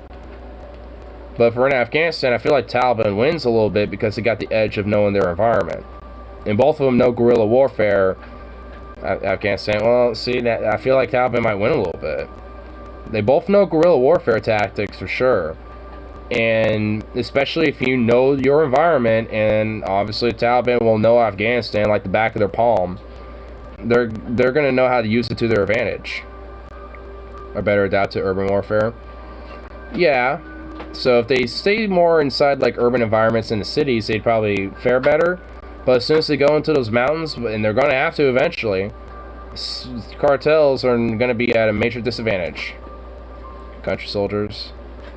Well, there's a lot of, I mean, the thing is, I mean, the cartels are primarily, like, they usually recruit, especially when it comes to their foot soldiers, you know, kids from the street, basically. But cartels aren't restricted to just urban environments. I mean, a lot of their operations are in the rural country, too. So they need rural country soldiers as well in order to, you know, make sure that they have people that know the land around, you know, so they can protect their shit. So, I mean, I'd say cartels are a little bit more mixed. I mean, when it comes to, I guess, the general foot soldier, you know, probably more of an urban-based type of, you know, kid they picked up, but, I mean, there'd be a little bit of a mixture in there. And then, you know, for the Taliban, I mean, a little bit the same thing, but definitely far more heavily leaning on, you know, like the country soldier. Like, you know, the guy that got his farm and, like, you know, the AK that his father had in the Mujahideen or some shit, you know what I mean? Like, you know, some shit like that. Probably has, like, an old Jazer fucking, or a Jazin Afghan musket, you know, from his forefathers or some shit. I forgot the name of the specific. I think it's like a Jazim or a Jazer or something like that. Giselle or something. It's like an Afghan musket rifle that, you know, they're all like handcrafted specifically, and some of them are kind of unique to like specific like families in Afghanistan and shit. It's actually pretty cool fucking rifles. But I'm blanking on the name of it, and I feel like I did not get it accurate whatsoever. This would be a good Tom Cassidy novel. Cartels unify, take over Mexico, and use cruise ships. The Mexican Navy to invade Afghanistan. America can't stop due to its treaties and international law. Damn.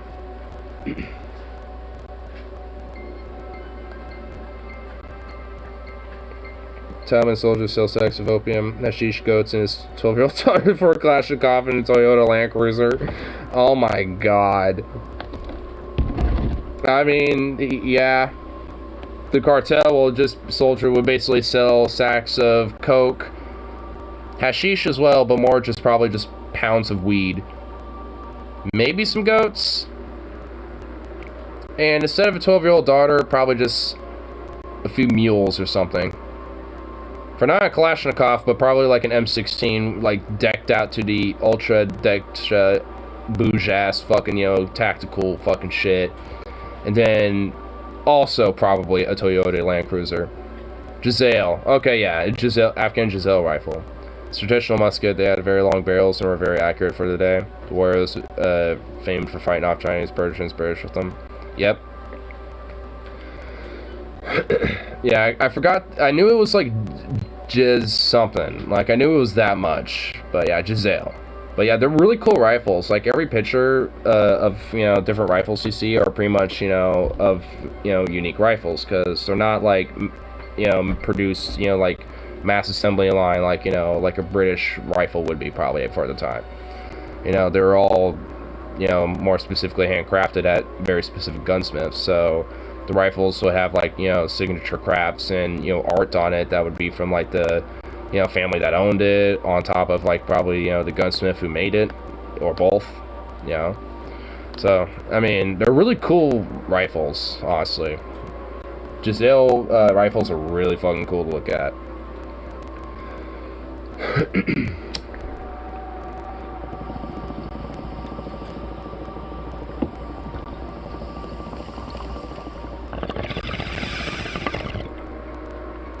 Hello, yeah.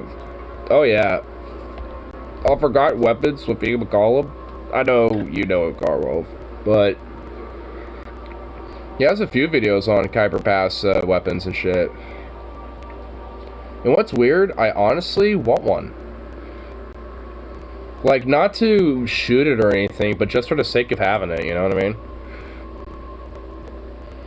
Like, it'd be pretty cool to have a Khyber Pass weapon of some sort. Again, I wouldn't shoot it. I don't trust it enough to shoot the fucking thing, but, you know, I just, hey, it'd be fun to have, you know. Conversation piece, for sure.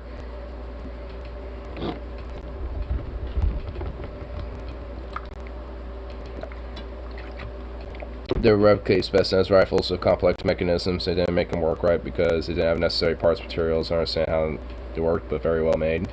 Yeah. I mean, that's the thing about, like, you know, that's kind of the thing about these type, you know, those type of people and shit. Like, they're very adaptable. Like, I mean, really resilient despite, you know, the lack of resources and shit, you know? Like, I mean, that's especially when it comes to Afghanistan, like the Khyber Pass region, just that general area overall.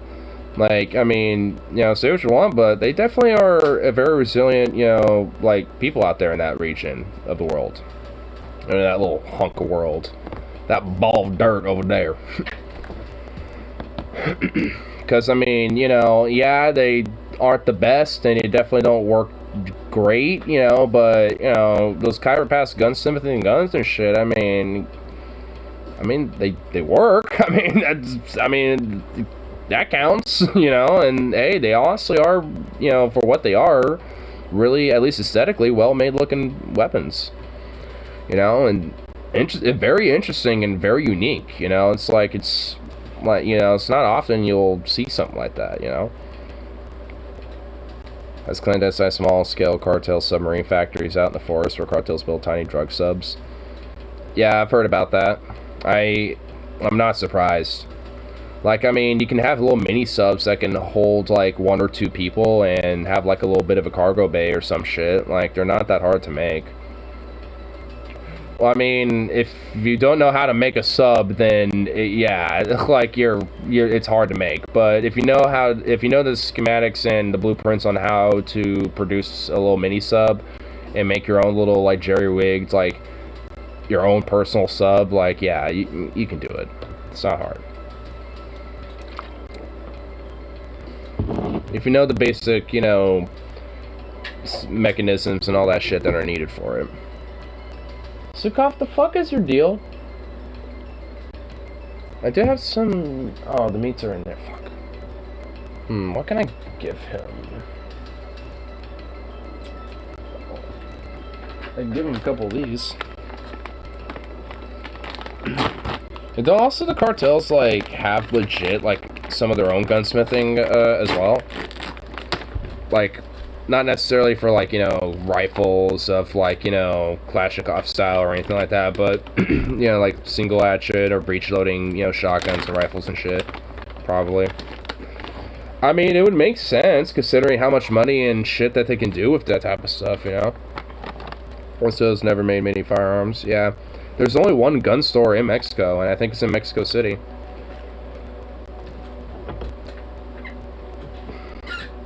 Like, some people, you know, will go there to, you know, get guns and shit, you know, who are citizens. Like, they come from all over the country to go there. And it's mostly, like, hunting shotguns and hunting rifles and shit like that. I don't even think they sell pistols or anything like that at all. I think it's just straight up, like, hunting shotguns and hunting rifles. Like, bolt actions and shit like that. You know, pump actions and, you know, the like. So, I mean, it's something, you know, and it's very strict and very nitpicky about how they, you know, do it and who they give guns to, but, I mean, you know, usually, you know, if you're a Mexican citizen and you don't really have a record and, you know, want one, you know, you can, for all intents and purposes, you know, you can get one. You have to go for a bunch of hoops, but, you know, it's whatever. It'd probably be a lot more easier to just go to a cartel member and buy one from them, honestly. Probably be more expensive because they're going to want their cut, but, I mean, you know. Hey, at least you don't... Never mind. I'm just going to stop. At least you don't got loopholes and shit to go through. It's like, what the fuck am I sounding like? What the hell?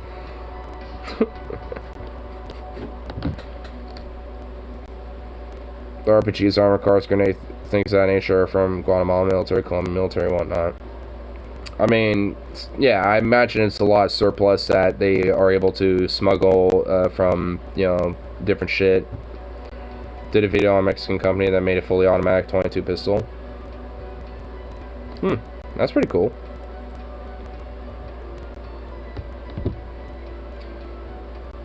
I mean, isn't there like other automatic 22 pistols? I mean, could it hypothetically Ruger 1022 be automatic? You would have to, you know, mess with the mechanics a little bit. Actually, I know I actually really shouldn't say this, but like, when it comes to making a Kalashnikov that's only a single, you know, single shot, like a semi-automatic, Like, there's actually a way to make it traditionally like an AKM, traditionally like a automatic rifle. And actually, it's literally the most easiest thing. Like, with the safety, like with the slide that you have on the side of it, there's actually like this little tooth that sticks out on the interior of it. So if you take out the dust cover and pull the bolt out and take the safety part of it off, and you actually chisel it down a little bit and then put it back in there, that's all you have to do. It's actually seriously the most easiest fucking thing. It's just like, what the fuck? It's like you don't even have to like do anything really. All you have to do is just like shave down one thing on a part. It's like, what? It's that easy? It's like, man, they make those Kalashnikovs really like stupid simple. That disconnector to make a semi-auto Kalashnikov full automatic. I mean, I'm not even just like, you don't even need that. Like the little tooth for it that I'm talking about. I mean, and if you look at like, disassembly of a Kalashnikov and look at that like lever and look at that thing specifically, you'll see what I'm talking about from the inside of it. You'll see what I mean. And yeah, like, but literally all you have to do is just make it thinner. Like half, shave it halfway and that's it. It's like, what? That easy? So, yeah, I mean, it is possible without even having to do any, like, 3D printing or machining necessarily. Like, you could just, sand it down, over time and, do it that way.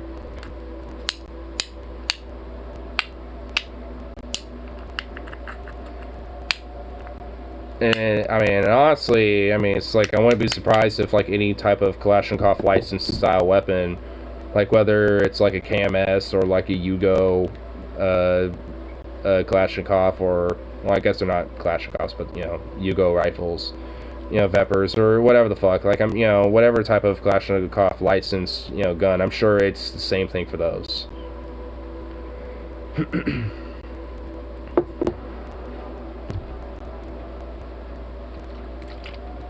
Or like the type, I think they're the type 57s or the type 91s, I believe. The Chinese versions. I think they're type 59s. But yeah, again, it's probably the same thing for those two. Because Mexico talk. I've been having Southern Comfort and this Dr. Pepper. Like, I'm going like full Southern, like Southern boy mode with this. Southern Comfort whiskey and Dr. Pepper mixed together, and it has a really nice, sweet, delicious hazelnut, nutty flavor, and it's honestly so good. I've just been sipping on this the entire time. I'm not like drunk, but I'm definitely nice and buzzy. Feeling a nice buzz off of it.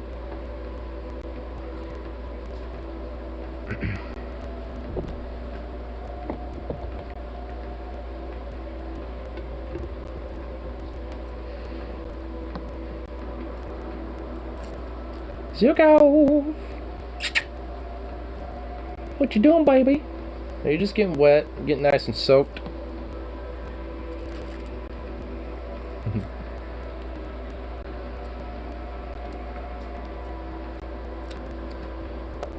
Well, I'll tell you definitely at some point I want to try to get a firearm here pretty soon. I'm just not sure if I want to get a rifle or a sidearm.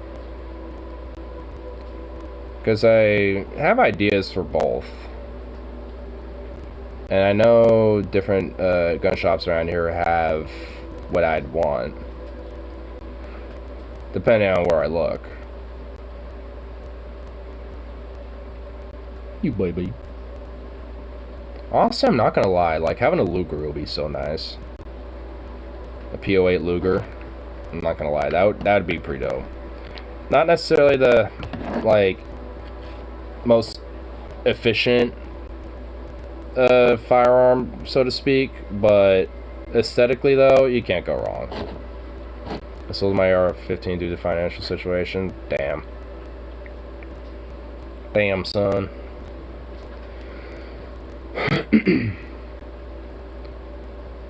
Well, at least for me personally, I'm not a big fan of AR-15s. and shit like that. I'm not like against it. I mean, I don't like hate it like that specific type of weapon platform, but I honestly do kind of prefer the Kalashnikov platform a little bit. I kind of prefer a more vintage style with it though, but I mean, a modern decked out, you know, Kalashnikov, you know, shit, you know, with like the fucking rails and stuff, it can be pretty nice, pretty badass looking, like an AK-12 or something. My childhood best friend has a Luger that was his grandfather's brought back from North Africa. Damn. So a Luger that's seen some things. I think there's a gun shop that's not too far away from me that I go to every now and then, just kind of check it out and browse it. And they have like a whole little glass display case of Lugers. And from my understanding, I think they're originals. Or I guess not like originals, but you know, ones that are manufactured in like the 1910s, 20s, 30s, 40s, shit like that. You know, and it's just like, And they actually aren't even necessarily that expensive. You know, from what I remember last time, it's been a while actually, to be fair, but at least last time I saw, they were like anywhere between 300 to 700 about, you know, last time I saw at least. And it's just like, oh damn. You know, for a Luger, it's like, I expected it to be a little bit more up. Especially for like, you know, if it's an original one, and not one that's like, you know, well, original in the sense of being manufactured, you know, during like the 1910s to the 40s and shit, but like, you know, one that's, you know, licensed one that was manufactured like more recently, like a reproduction, you know, one of those reproduction ones and shit. But even then, even if it was that, I wouldn't care. If it was like, yeah, this was made in like 1993, it's like, oh, okay. Whatever. Prefer to have one made in like 1926 or some shit, or 1915 even. That'd be even better a little bit. But like, or like 1936 or something. Like, that'd be a little interesting to have a Luger from that time. But yeah, you know, if it's one from like the 80s or the early 2000s or whatever, I mean, so yeah. I mean, I don't know if they actually still make Lugers, but I'm sure there's like gun companies that still do. I believe the first significantly produced Lugers were made in 1900 for Switzerland. Germany adopted them in 1908, hence the PO8 name. Yeah. Back then, usually the numbers on a gun were the date that either it was produced or made. Like manufactured for that specific nation, or when it was first made. Like, for example, like the M1911 .45 pistol that was, well, made in 1911. Or like the C96 that was produced in 1896. So, I mean, if you think about it, like, at least for early weapons, like, you know, well, like the PO8 and, you know, C96, shit like that, I mean, it's actually not hard to figure out what year it's they were kind of first manufactured and shit, because it's quite literally in the name. Like the Machine Gewehr 42. It was first mass-produced on 1942 and onward. So, you know, shit like that.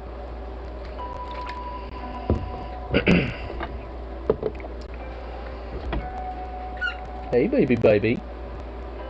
You look so cute.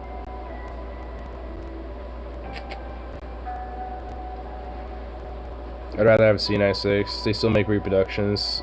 I believe plus tons were made as well. Yeah, I know there's the, I think there's the C98 Mauser, and then there's the C96. It's the one that has, like, the blowback on the back of it. I would so badly want that. I think it's the same one you're referring to. At least the one I'm thinking about as well. I'm pretty sure it's the same one. C93. Oh, yeah. Okay, no, it's the C93. Yeah, with the bulbous on the back. But those are unobtainium. Unobtainium, dude. Yeah, I mean, no, for real, man. That is a dream pistol, dude. That is mine as well, honestly. Like, the C93 is a legit dream pistol, because those are actually, like, from what I understand, even back then, like, I remember reading the wiki page on it. I mean, Wikipedia, you know. But I remember reading it, and from what I understand, like, users at the time, like, they were kind of more of a niche collector piece, you know, for a lot of people at the time, because it was kind of seen as impractical to hold and use. But who gives a shit? I'd still have it. I don't care. I'd be one of those niche people that would own one and carry it around with me. C96 Chinese pistol from Fallout 3. C93 is super rare because it was only made for commercial sale. Never adopted by any military. Only saw one Tower of London Museum. Damn. It's kind of a shame it wasn't adopted by a military because, you know, at least at that point there would have been at least some mass-produced productions of it. Instead of, you know, so few of them. Imagine if, like, you, like, contacted, like, some gunsmithing company or some shit. I'm sure if you, like, specially, like, commissioned one, I'm sure you could probably get one made. So, Koff, what is your deal? Can I help you? I'd like to give you a tweet. How about a little tweet? How about a little tweet instead of being a little flippant little weirdo? Yeah, baby. Oh, he's so cute. I've literally only seen one video of a C93 being fired. I could have sworn there's been a few videos.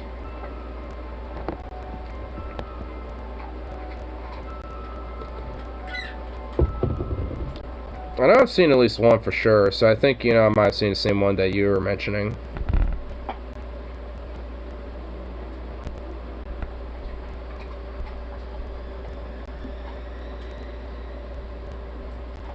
Yeah, I know there's Forgot Weapons one.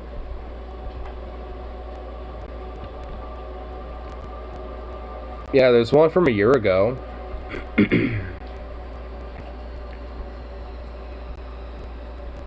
There's a few people that, you know, are talking about the weapon itself.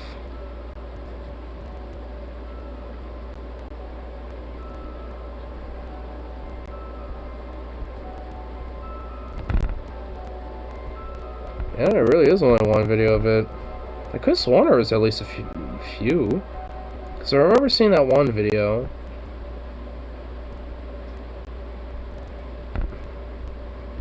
Yeah.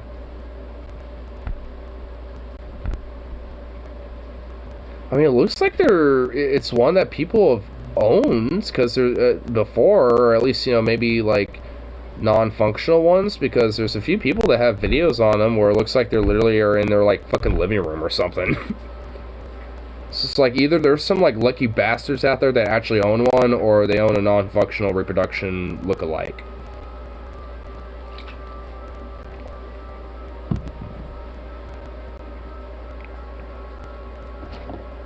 Like a non-functional one that has like moving parts and all that shit, but, you know, doesn't fire anything or anything like that. Which that would suck. I'd want at least, you know, a legit one.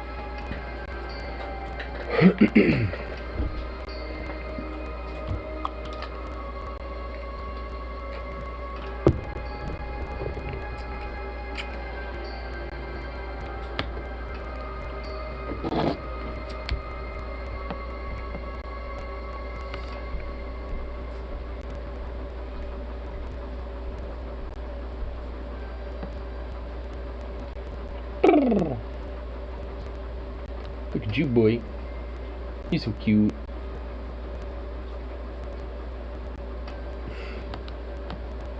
There's things that rare, oftentimes they don't want to shoot them. It's like a car from the 1890s. They don't want to damage it. Well, yeah.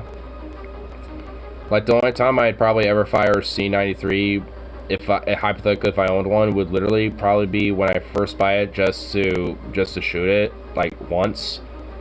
You know, just like load one magazine, put it in there, just shoot that. And then maybe like once every 5 years. If that, honestly. Like, I wouldn't want to fuck with it. Like, I don't want to accidentally damage it, you know what I mean?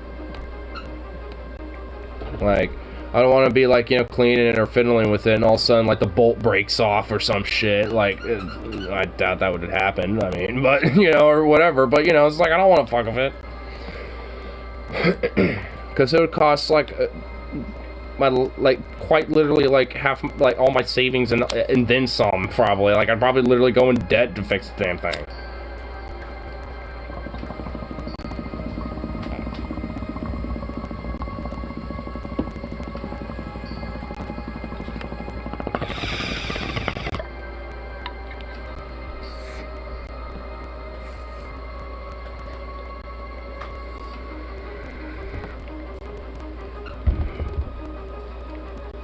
I mean, also when it comes to, like, rare weapons and shit, like, another cool-ass rare gun to have would be, like, a Fedorov automat.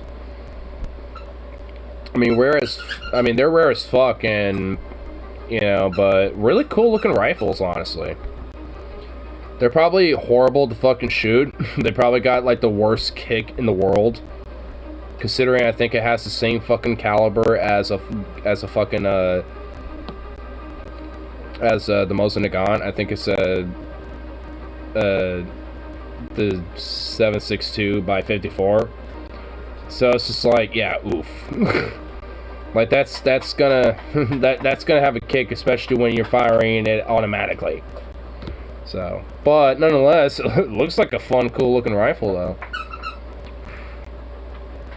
And also, I think there's the AVS 36 or the AVS 38, I believe, which is another Soviet weapon, but it's like kind of the early iteration of the Kalashnikov, in at least in some of its mechanics, because it has like the slide on the side of it, kind of like a Kalashnikovs do, and some of that gas blowback system that it has as well. But, you know, it has kind of some of the proto iterations of it a little bit.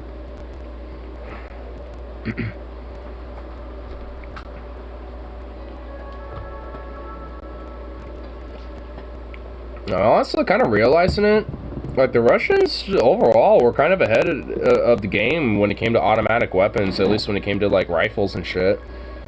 Like the Fedorov automats, and then the AVS, I'm pretty sure it's AVS 38. Or the ASV, I'm pretty sure it's like AVS or something like that. But, like, I mean, they were kind of ahead of schedule a little bit, you know, making, you know, these type of weapons. I guess, like, there's the Browning automatic rifle, but that was more of like a light machine gun with a 20-round magazine. But I wonder if they made any magazines bigger for the Browning. They had the 20, but I wonder if they had, like, a 40 or, like, a 50 or something.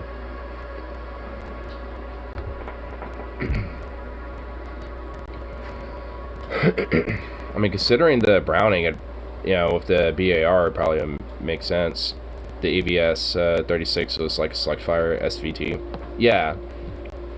Hence the slide, because the slide was meant to do the select firing. So there was a single shot and then automatic.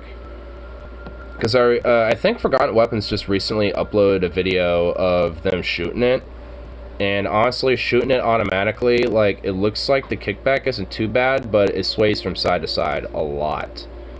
So it's like you have to, you know, you still have to have some pretty good control of the gun, you know, to fire it automatically. But, I mean, considering the time, though, and considering the weapon, like, all things considered, though, that's pretty damn good. Like, only really mostly swaying from side to side and not too bad of a kick for that type of weapon. Like the Fedorov automat, I'd imagine that gun would have a lot worse kick. But the AVS, though, I mean, all things considered, not too bad. I mean, it definitely works a lot better as a single shot weapon, but I mean, if push comes to shove and you're like, you know, going house to house fighting, you know, room to room, you know, getting that automatic, you know, selector on that bitch, boom, you know. Like, having those, if, like, you know, a few people have some SVTs, you know, a couple ABSs, you know, PPS H41s and shit like that, you know, having a, like, you know, squad of those guys, you know, going in house to house in Stalingrad, you'd fuck some shit up with an ABS, you know, with a whole platoon of, you know, Russians with ABS 36s and PPS H41s. It's like going room to room and shit like that, you'd just get fucked up. Like, nothing but automatic fire of high caliber and low caliber fucking, you know, bullets just spraying every room.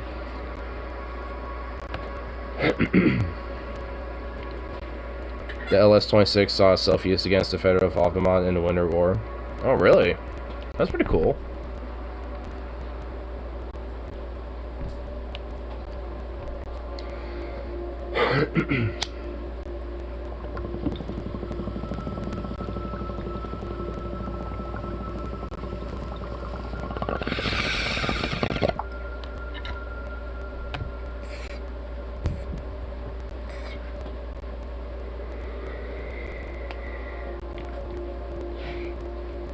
Also, pretty cool to have a Samoy submachine gun, because they're pretty much like a better version of the PPSH in a few different ways. And it's like, oh damn. Like, from what I understand, it might have it doesn't have as high of a rate of fire, but they are easier to maintain and also not as likely to jam, from what I understand. While the PPSH, if not maintained properly, could be likely to jam, especially considering a high rate of fire. Like, if there's some gunk in that, you know, in the boltnery mechanism in that thing, it's probably gonna jam. I honestly don't know how often it did. From my understanding, like, even Germans were fond of the PPSH because it was better than their MP40s. So, like, either way, that type of gun platform in general, the PPSH and the Samoy, like, overall, that general platform seems to work really well.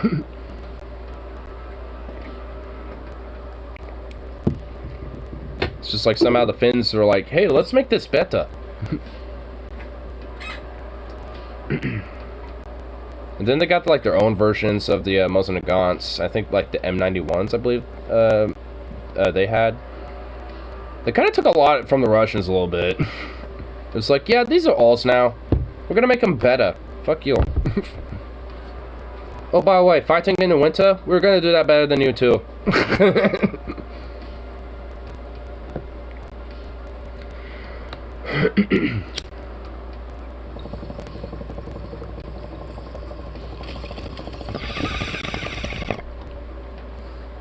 I mean, they kinda did, honestly. For the Mosin Nagant. Yeah. Good caliber fucking round, honestly. I mean, like, it was a wonder why a lot of different, you know, weapons were used out of it. The Mosin, the automats, the LS-26. Strong caliber. On top of that, it's also just, it's like a really common round. Hella mass produced. I'm sure, at least as it stands currently, it's probably harder to get because, from what I understand, there's like sanctions on Russian ammo and shit like that. So it's like, yay. Gotta settle with non-Russian bootleg shit. Because it kind of sucks, because honestly, when it comes to guns and shit, I do actually kind of prefer Russian/Soviet era guns and stuff like that. So it's like, oh damn, that's kind of a poop on my parade. Which also means like Mosins are probably more expensive now too. From my understanding, they're not like $100 anymore. They're probably more like $250 to like $300 now. It's like, fuck. It's like they kind of got a little more expensive. Shit.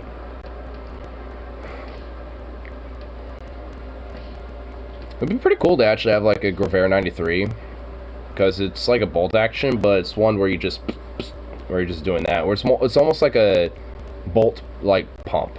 It's like you're pumping the bolt instead of like actually like doing the whole fucking mech. Like the whole like mechanism of doing that is inside the bolt itself. So all you have to do is just chunk, and that's it.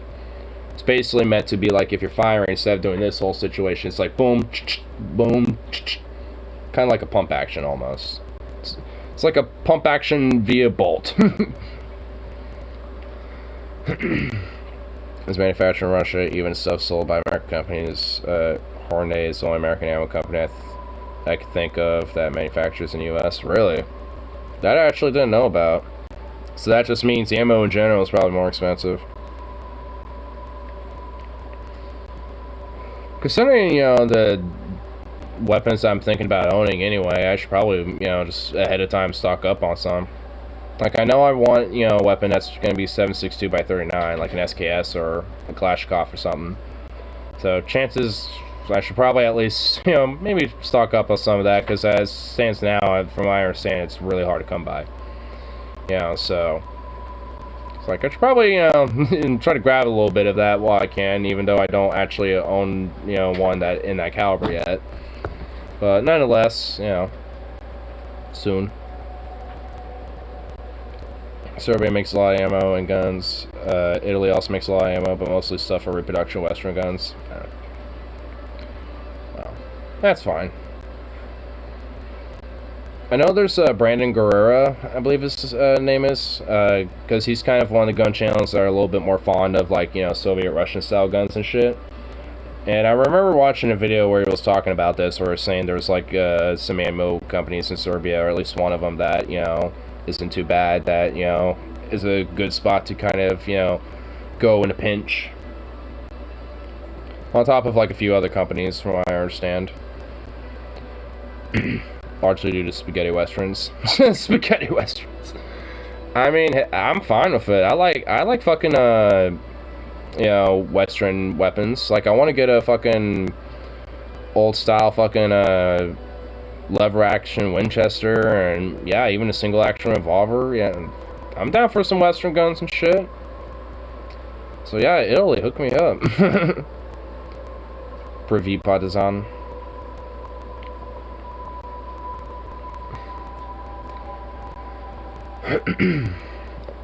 I know one of my days off is Thursday, so I'm thinking that day I'm just gonna do some errands, and I think I'm gonna swing by one of the gun stores that I usually go check out and then browse around, see what we got going on, and at the very least probably buy some ammo.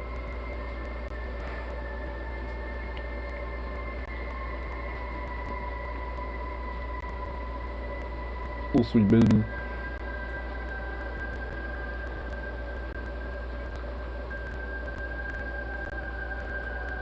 There's an old building in my city where some gun designer produced lever action rifles for the Confederate Army.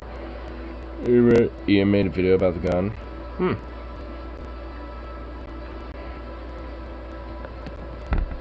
It was advanced for its time, but never caught on by the time war ended. Yeah.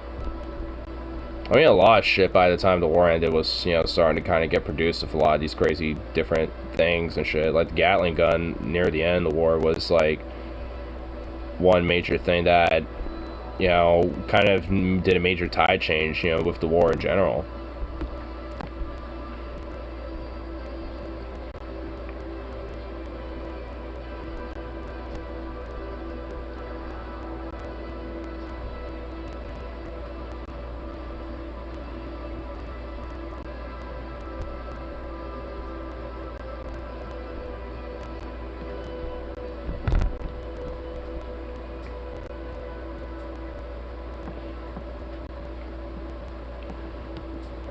Who's a good little baby? Just grooming all the wetness off of you, getting yourself dry? You sweet, handsome boy. You just got so much neck fluff. Your neck is just so soft and fluffy. Just all this fluff. Yeah. Oh. He's gonna have a fluffy mane. First subs, first sub communications, first military use trains, first use of steamships, first use of lever action rifles. Yeah, I mean, honestly, the American Civil War, I mean, say what you want about the conflict in itself, and when it comes to, like, the technological advancements, there was a lot of shit that straight up fucking, you know, came to be when it came to that, like, time period. Because it really kind of extrapolates to the whole point of the fucked up thing about, like, when it comes to war, like, a lot of technological advancement does kind of surround itself around it. Like, World War I saw the same shit, especially when it came to aviation. Like, I mean, aviation just prior to World War I just started in 1903. And just only recently became kind of a somewhat commercial thing in places like in Europe by the 1910s. And by the time the war started, well, you know, the first elements of the advancements of aviation were just taking place. So, of course, when it came to using planes, to the advantage of war, you're going to do a lot of advancements and a lot of different technological, shit to make it, more advantageous for you. On top of just, tanks, too. Like, I think the first use of tanks were used in World War I. Advanced technology fought over human practice since caveman times. Yeah, no shit. Zeus and cavemen realized that using a rock, and a stick versus their own bare hands and shit, to fucking win over against the other tribe, it's like, uh-oh. Suddenly just realized that there's technological advancement into, its conflict.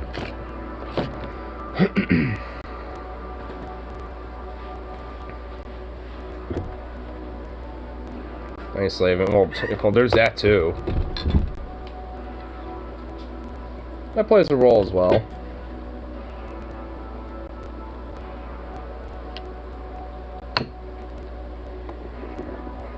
I mean, part of the riches of winning, against the other tribe is enslaving some of their fucking members. Whether having, like, sexual concubines or using some of the more weaker men to do more of the work, instead of yourself. Maybe send them out, to hunting parties, but, only make them, like, do the dangerous shit while y'all sit back and see what happens to them. See if they can, quote, prove their worth, maybe. Are they worthy of our tribe, or are they gonna die by that mammoth? Oh, you got impaled by the mammoth. Not worthy. Alright, let's hunt the mammoth, boys.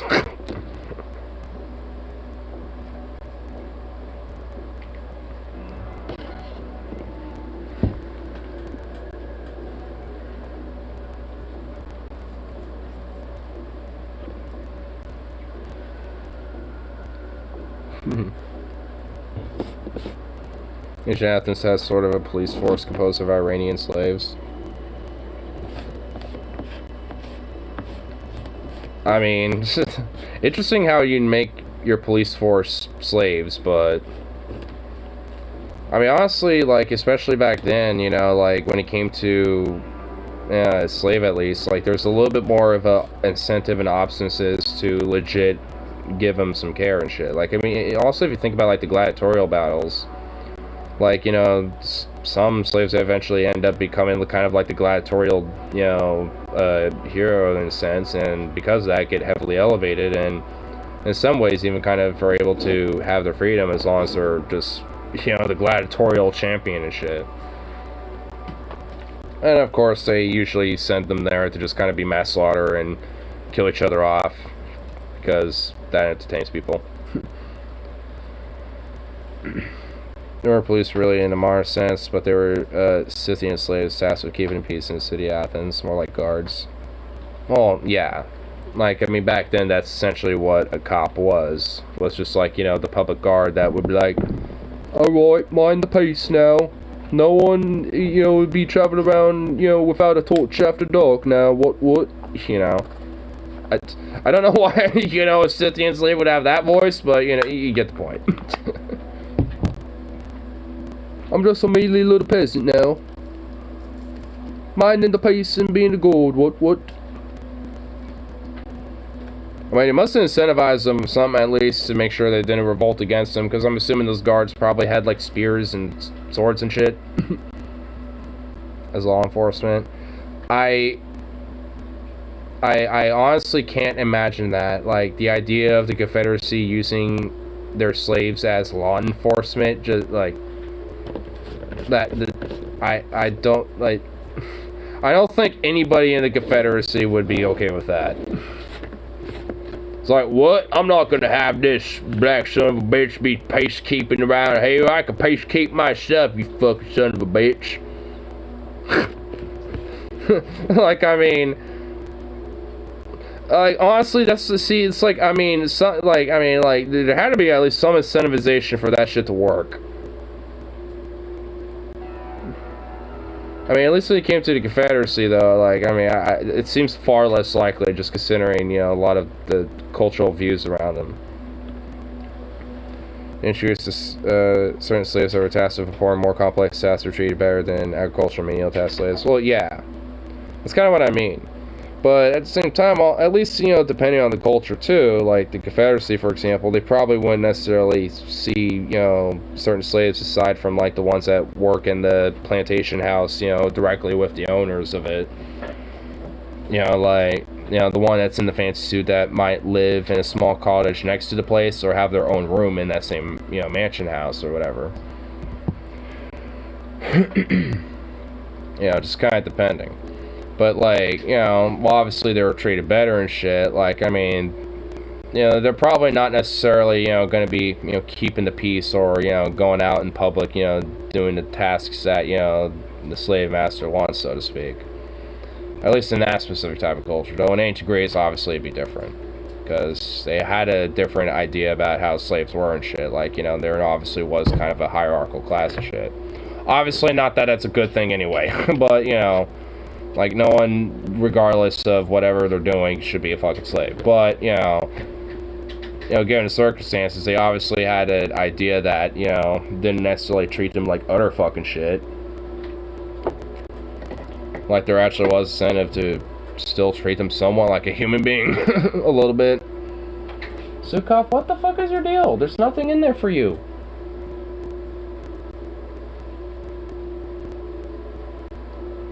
You fuck?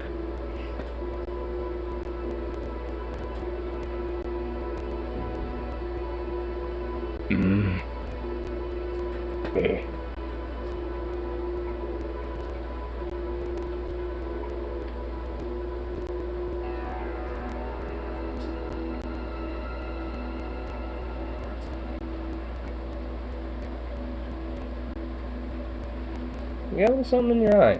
Here, hold on. There you go. I got it. I got it off of you. Yeah, it's nice and rainy out there. Rain. Beautiful.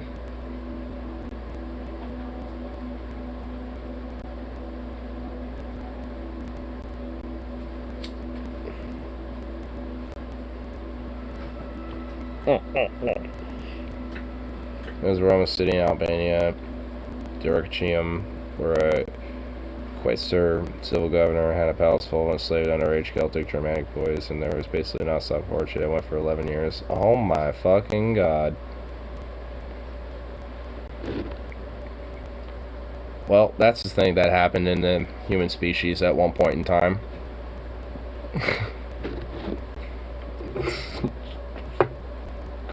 Fuck.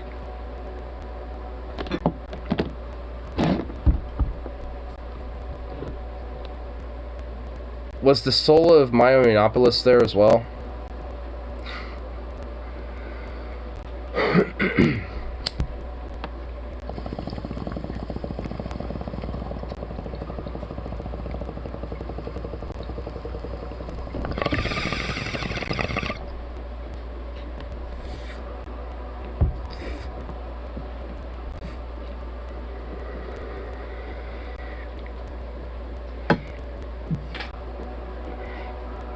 They would take red blonde hair, man.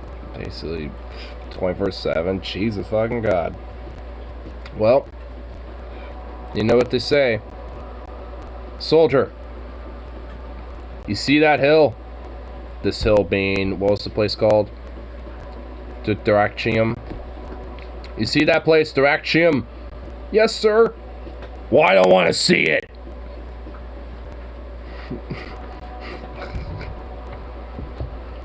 You see that hill over there? I don't want to see it.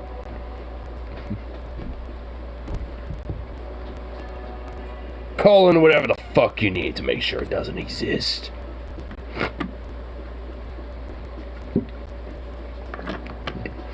Like, Jesus Christ.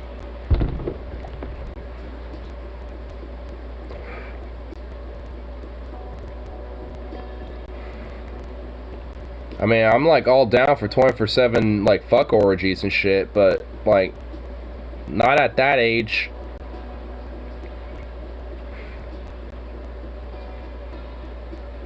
Like 18 and over, please.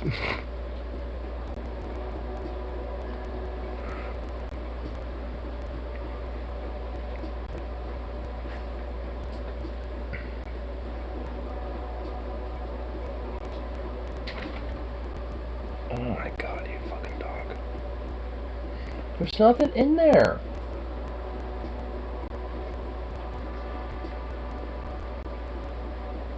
That silly pooch.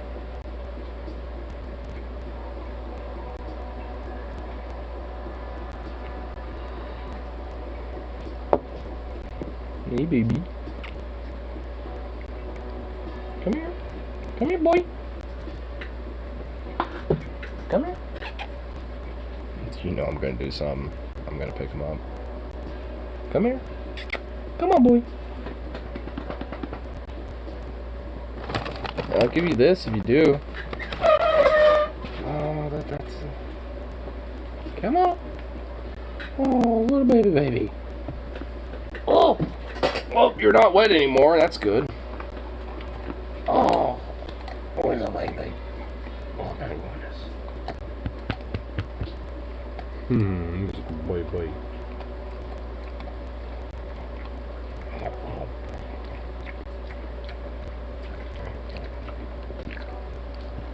Little big old gulp. Oh, you're just such a sweet baby. Yes, you is. Oh, you're just so sweet. Oh, look at you. Oh, you handsome boy. Oh.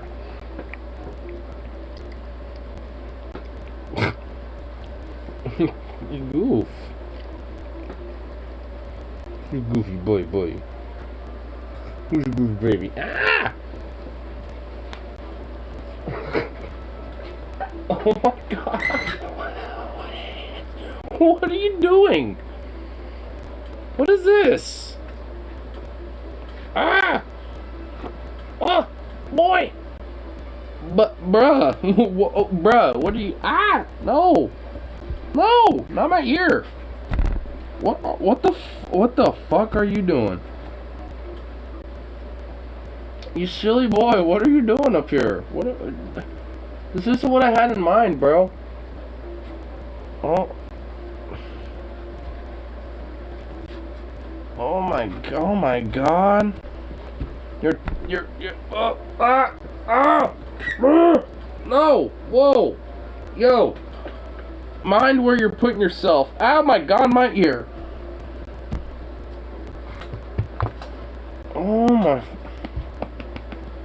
Oh, you fucking little freakish little, give me your fucking, ugh. Let's stop it.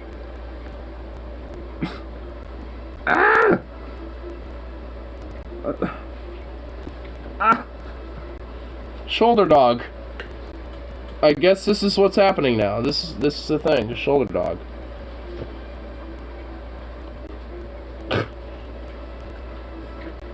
You did this to yourself, you freak. Can you like? Oh my! Yeah. There you go. Jesus Christ. Oh my! Oh my God! What was that all about? Oh, you crazy little boy. Little freak. Oh, you little freak. Oh my goodness. Oh. Doggo scarf. Oh my god. Oh my goodness.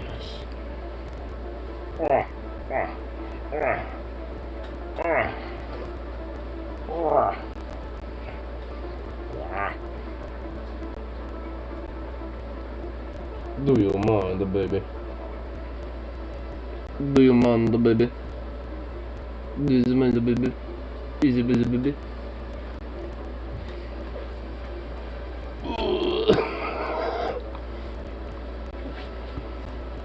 Oh, who's just got thick, fluffy mane all over your face, all over here. Just so much thickness. Just so much thick. You just got a voluptuous mane.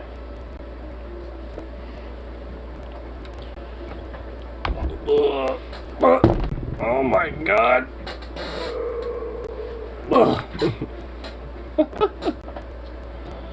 Oh, you silly boy. Who's got your belly? Who's got your back, but who's got your belly? Don't, don't, don't, don't, don't, don't, don't, don't, don't, don't.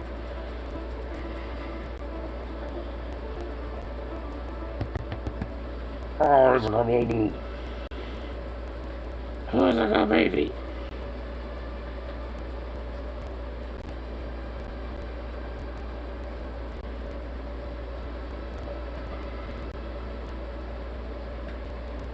His little foot. He just got his sweet little feet just going off and kicking.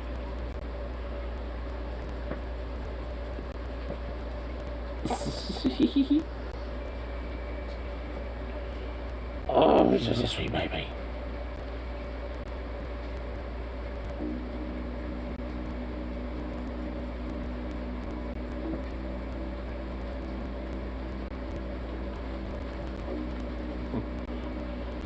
Oh, just a baby.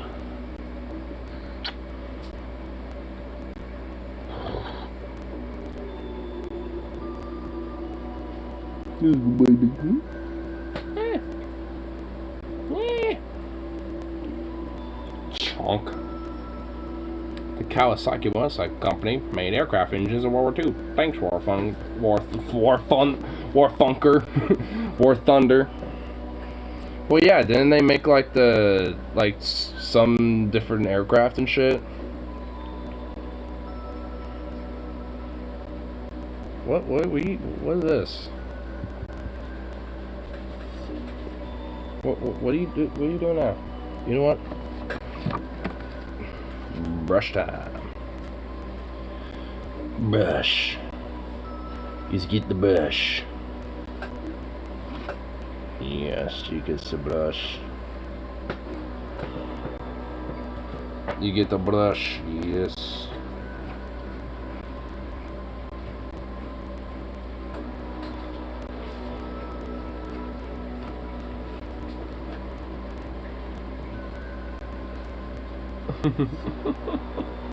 Look at you.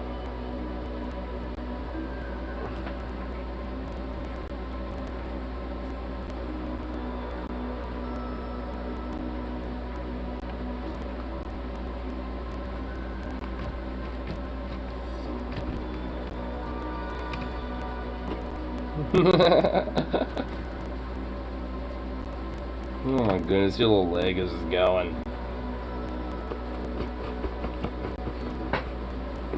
He's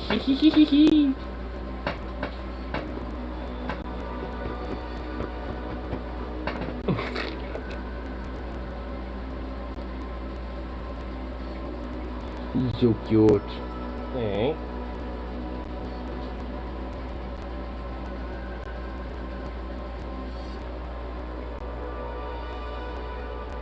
He's like, whoa, what are you doing? Fluffing you up. I'm fluffing you up. Do you mind for I fluff? Oh my god. Can Fine, we're going here then. Oh my god. You're making this more difficult than it has to. Oh my. Bruh. Oh my god. Okay, here we go. Like, whoa. Oh my god, you silly boy.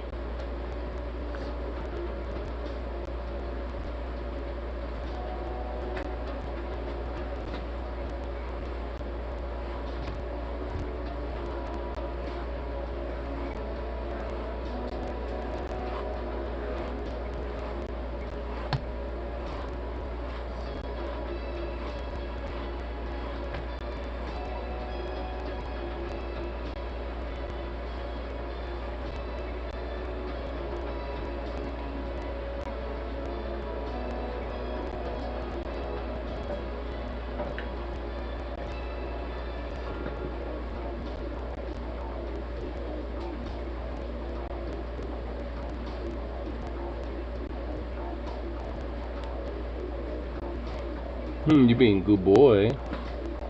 That's all I like being brushed. Yeah, he's so puppy about it though, so he likes to sniff the brush endlessly. But he does like it.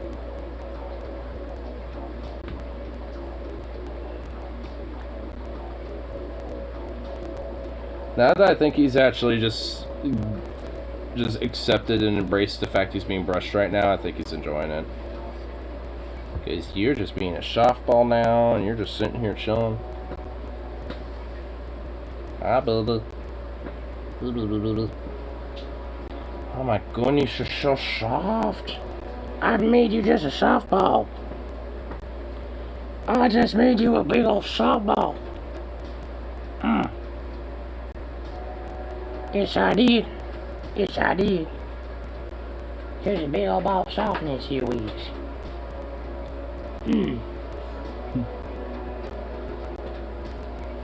Oh. Who's a big old boy? Man, your neck is huge. And all of it is just thick fur. Just thickness. And thick mane. Man, you little sploot monster.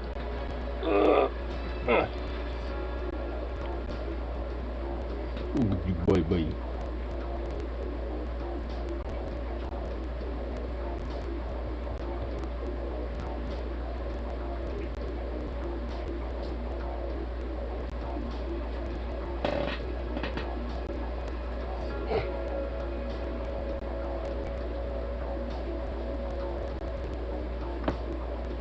What are you doing?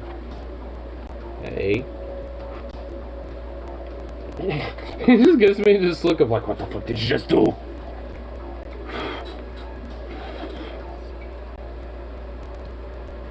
He's like, what the fuck?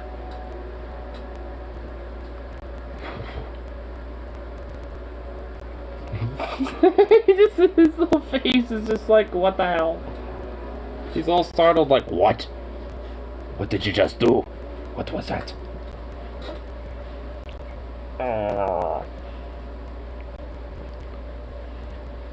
Alright, you goofball. Oh my fucking god. Your leg is on foo sploot mode. Sploot.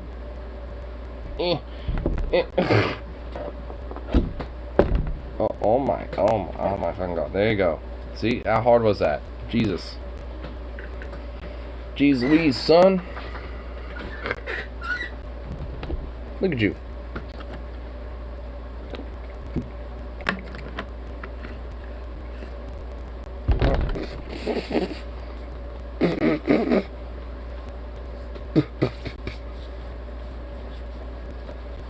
Well, mouth is full of dog hairs.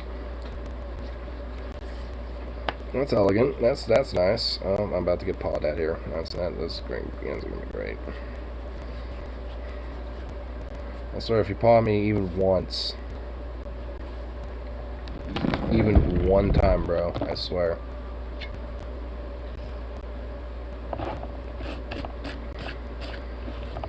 He's looking around. He wants to do it. I could see it in the corner of my eye. He wants to do it. Oh no, he plopped. He made a little flopperonis.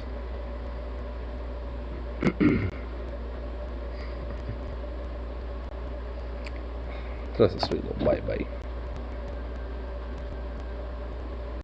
I also wonder what his full size is honestly going to be, because I really do think it's going to be bigger than his older brother. Like, he's going to be a big boy. He's already getting to be a big boy. Like, he's almost the size of his brother. He's not even full grown yet. He's not even like a teenager, really. I mean, he probably just became like a teenager in dog years. Because now it's like big, thick mane. Like, it's like, it went from like this to like...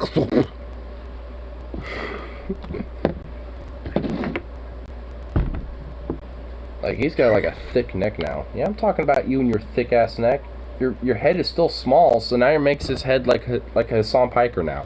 He has like a tiny head.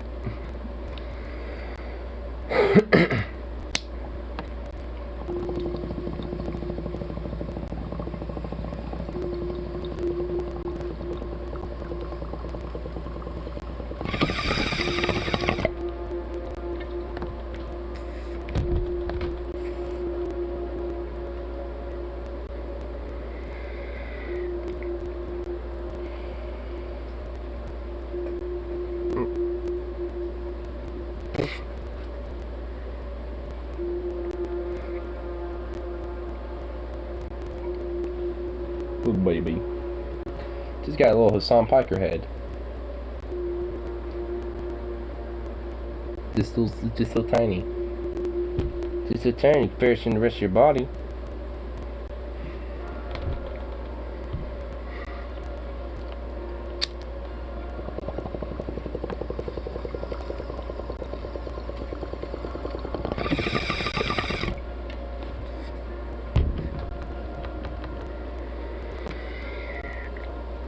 I was watching a song, made you tone down your atheism. Nah. I guess I wouldn't necessarily say my atheism's toned down, aside from the fact that, like, when it comes to people who just are happenstance, like, religious or culturally religious or whatever the fuck, like, I don't give as much of a fuck about that. Because I know, like, Islam's Muslim, but I still got my critiques of it, you know, when it comes to Islam and all that shit, but I mean, like, I don't, like, as far as Hassan is, whatever his beliefs are, like, I don't give a fuck.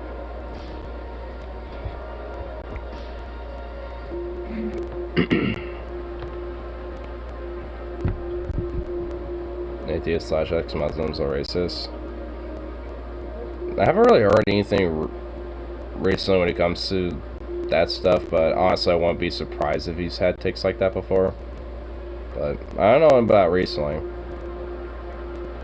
At least as of right now, the most I've been watching him is like his like his reviews / like reactions and commentary to MasterChef USA. Like, I'll watch some of his other content, but like for some reason I just like really like the side commentaries and shit like that he has to MasterChef USA. You just watch the meme videos all day. Well, not necessarily just meme videos, but yeah, he mainly just kind of reacts and does different shit. I mean, it's not like a hardcore political commentator, and, you know, but he knows that, like, you know, people kind of look up to him in that way, so he delves into it, but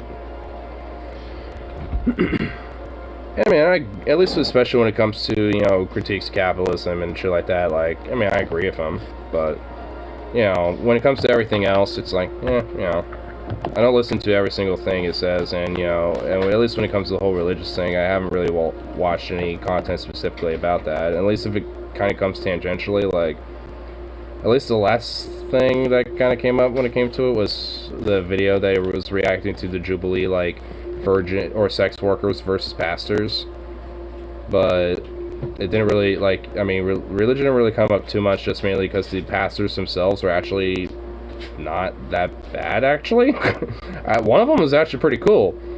I mean, if anything, it was a little weird, but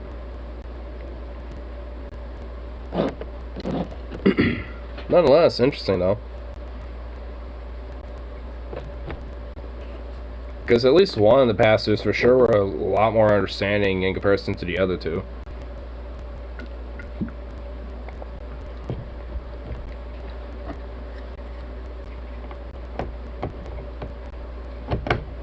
He calls EMNA. I'm assuming like the ex-Muslims in North America. Nazi hate group. You just watched, yeah. But yeah, I haven't heard anything about what he said about the ex-Muslims in North America and shit, but honestly, if that's what he said about it, then that would be kind of dumb. I mean, not necessarily kind of dumb, that just would be dumb.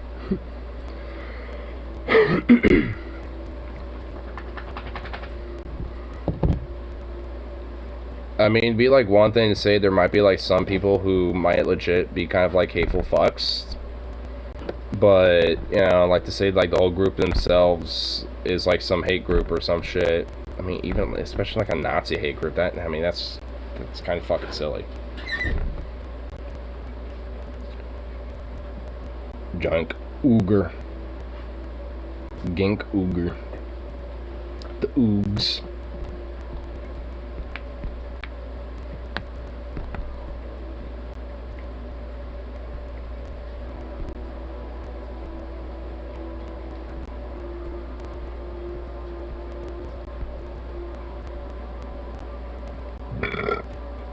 That was a nice burp.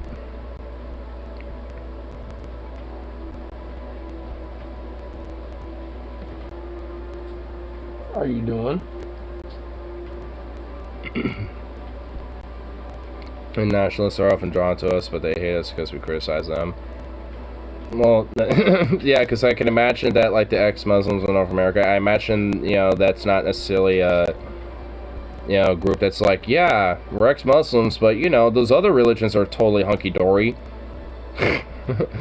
Like, I imagine there's differences, you know? I imagine there's some shit going on with that, where it doesn't necessarily, you know, apply. I'm sure there's probably some people that are like, yeah, I'm Hindu, but it's because I was an ex-Muslim and blah, blah, blah, blah, blah, or, you know, whatever the fuck, but I'm sure there are probably far in between. Because of the fact they probably get, you know, criticized too, you know, for their religion, so.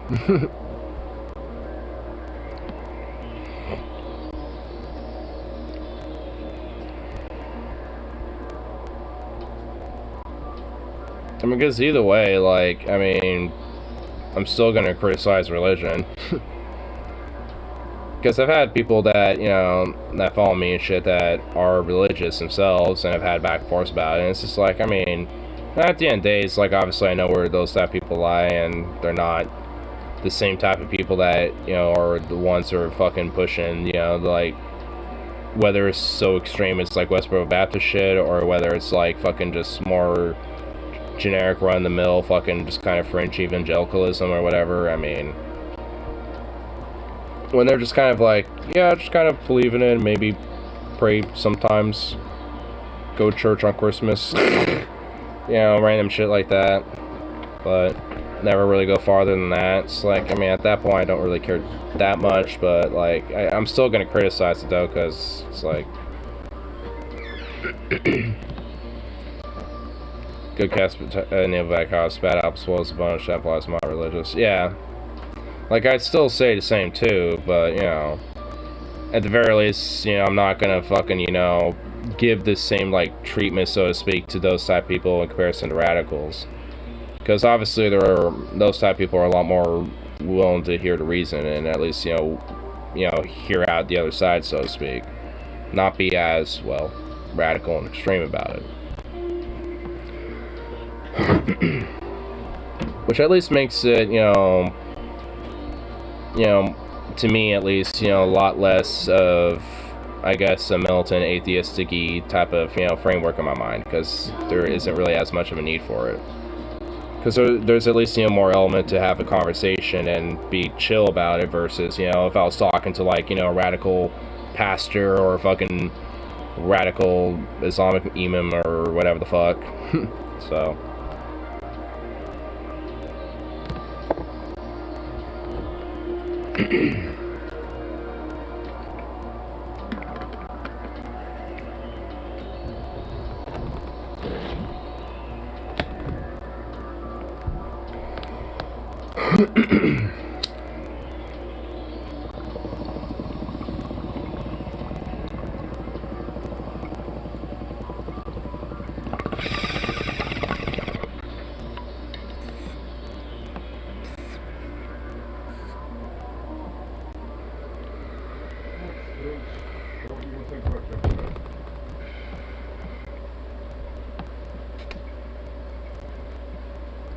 I don't want to stream for you, man.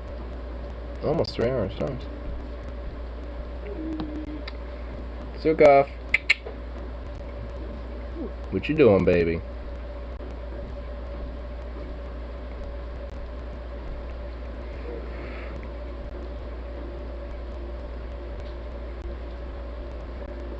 I mean, also one thing, I guess, when it comes to the whole moderate, you know, thing as well.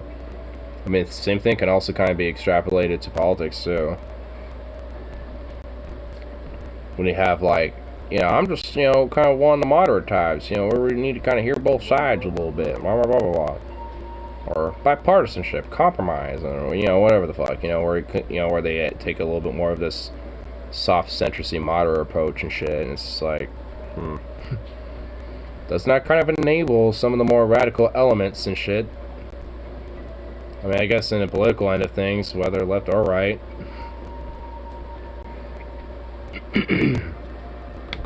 But usually, right, at least in the US.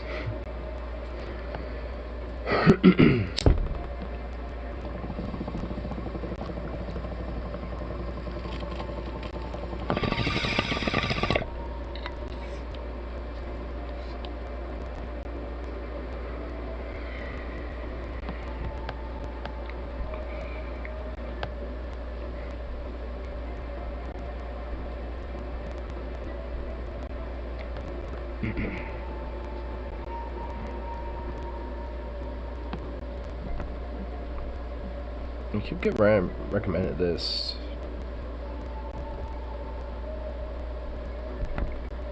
Amon Animations. What is it called again? Punish to Bernie. Might look at that later.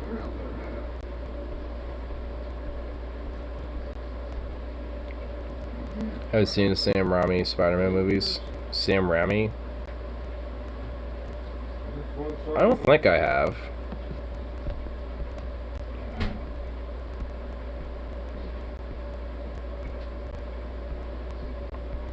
This one is more like a seascape. Whoa! Sukov! Chill. No, there's something sticking out down here. Don't have Tobey Maguire. I cooked over. Oh, the Tobey Maguire ones? Oh, yeah. But, okay, if you want to, we'll blame it on the dog. Well, when in doubt, blame the dog.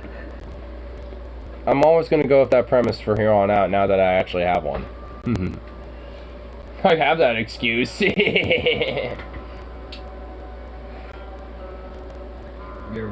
been... Look at you, you little... The chief blame taker. It used to be the cat, now it's the dog. Yeah, look at you and your little innocent guilt look of adorableness. Yeah, that's what I gotta get these boneheads fed. Myself included. Got some chicken tendies right next to me right over here, so I'm covered with that at least. I'll just kind of just stick around here until I can't, you know, hold back no more.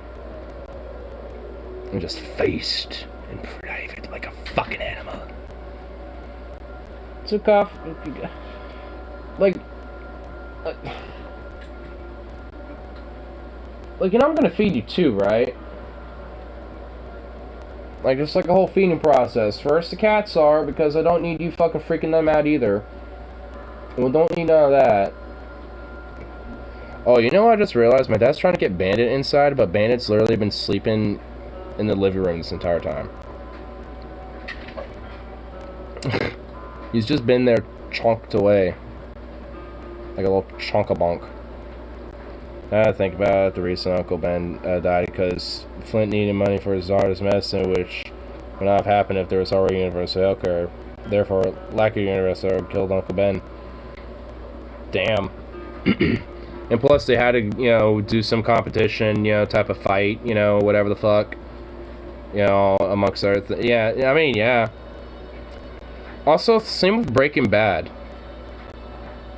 Like, if there was universal healthcare, literally the entire plot of Breaking Bad wouldn't have happened. Or legalized drugs. One of the two.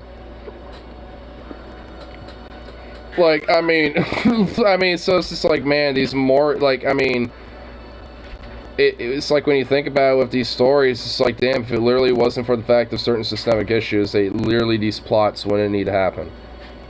I mean, they probably would in different circumstances and due to different variables, but nonetheless, he probably would have died some other way, but still, yeah. Like, if it wasn't due to the fact that universal healthcare, could have been due to the fact that it was just poverty and desperation. You know, might not have been universal healthcare, but the person really needed some fucking money and just straight up, you know, like, that's how they did it, you know?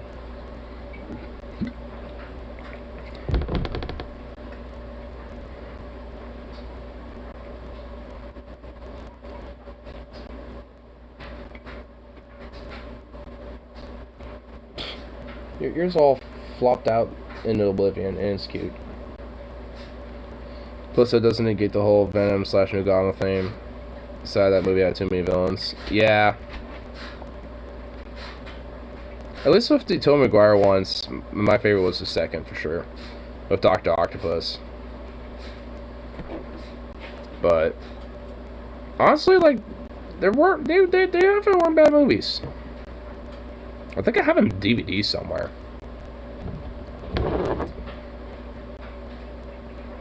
I mean, I know there was some. Honestly, they're so forgettable in my mind because I've only seen them like the first two, I think, of the ones after that, and then there's some Marvel ones, which, like, if it ain't Tobey Maguire, I don't give a fuck.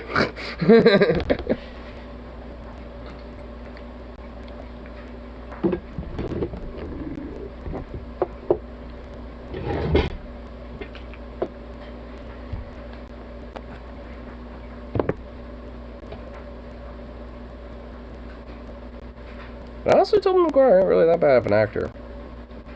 Has he been? Has that guy actually done anything recently, or is he kind of like fallen off on the wayside a little bit?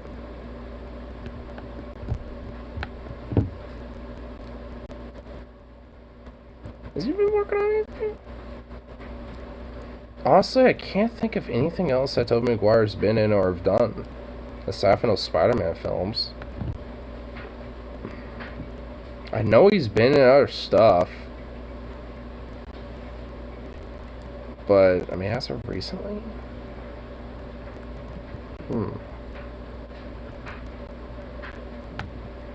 I can't think. Seabiscuit. Was Tobey Maguire Seabiscuit?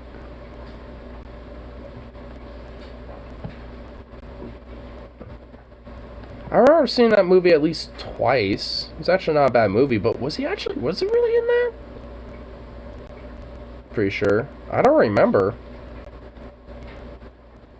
I could just Google his discography or filmography. Discography. I guess unless he's done that too, but yeah, I'll just look up fucking Tobey Maguire's fucking.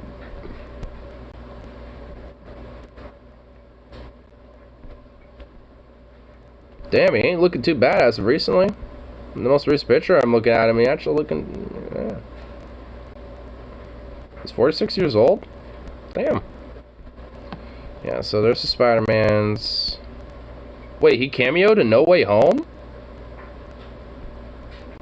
Oh, he was in The Great Gatsby, that's right. He was in Brothers. Oh, I remember seeing some scenes of that on YouTube once. It actually doesn't look like a bad movie. The Boss Baby. Oh man, he was probably desperate for some money then. Babylon. That's coming up apparently. That's in 2022. Nobody. Wait, Tobey Maguire's in Nobody? Alright. Life of Pi. Pleasantville. The Fifth Wave, Seabiscuit. Yeah, he is in Seabiscuit. Pawn Sacrifice, Fear and Loathing in Las Vegas, the Cider House Rules, Cats and Dogs, with great power, Stanley's doc. The Details, Yesterday, This Boy's Life, Empire Records, Killers Killed, Dead Men, something.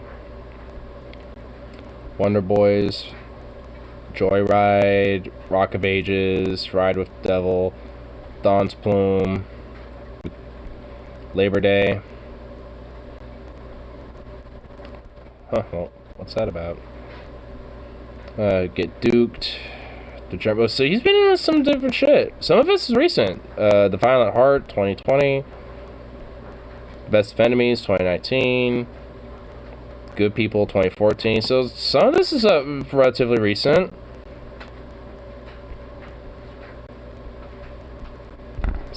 Okay, well,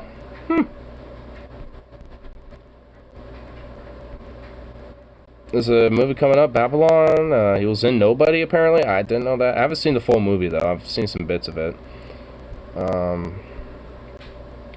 Pawn Scarface, that's another one. 2014. The Fifth Wave, 2016. Yesterday, that's 2019. So he's yeah, you know, he's done some different shit here. The Violent Hearts 2020, you know, Best of Enemies 2019, you know, so yeah, you know. he's been doing some work here and there. Remember seeing a meme parodying a scene from Spider-Man 3 with one where Mary Jane's like, why does it always have to be about you, MJ, the film's called Spider-Man 3? Yeah, like it's literally a bit of I wonder if that was like a little bit of a implicit wall break a little bit. Not like overtly, but like subtly. But it's like, why is this always about you? You know, but it's like, I mean, if he answers the question, it's like, I don't know, because there's a film about me. I'm famous, what can I say? Another one parodied a tweet actress made about not getting paid as much as Toby. I missed the part where the film is called Mary Jane. Wait, really? Damn. I honestly, like, I kind of figured she'd probably be paid at least, you know, I don't know. I don't know what the fucking, you know, proper pay for that would be, but I mean, like, like, you're not exactly the main protagonist, like, you know, I mean, you're definitely a fundamental role of the plot, so I think, you know, obviously, at least due to that, you should be, you know, paid handsomely for, but, I mean, you're probably not as much as Tobey Maguire, though. I mean, yeah. From what I've heard, anyway. I mean, maybe, like... it seems like maybe it's a little bit of fluff. Because I think, you know, she probably understand, like, yeah, I'm probably not going to get paid as much as Toby. But, you know, at least obviously considering my role in the films overall, you know, I should at least still be paid somewhat handsomely for it. Which I'm sure she was.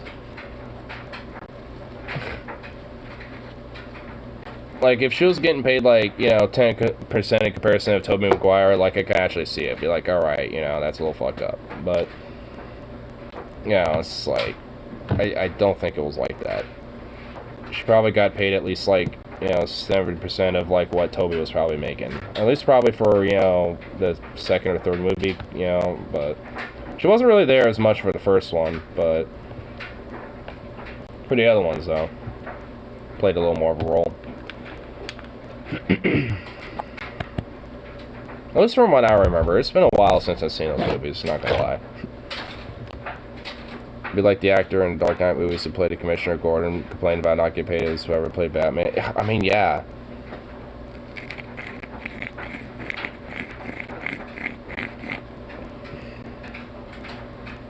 I mean, you know, at the very least, you know, I think they should obviously be paid respectfully for the role they do play in, but, like, I mean, if your role is not as major, or at least not as, you know, big in comparison to, like, well, the main character, then, yeah, I mean, you're not going to get paid as much.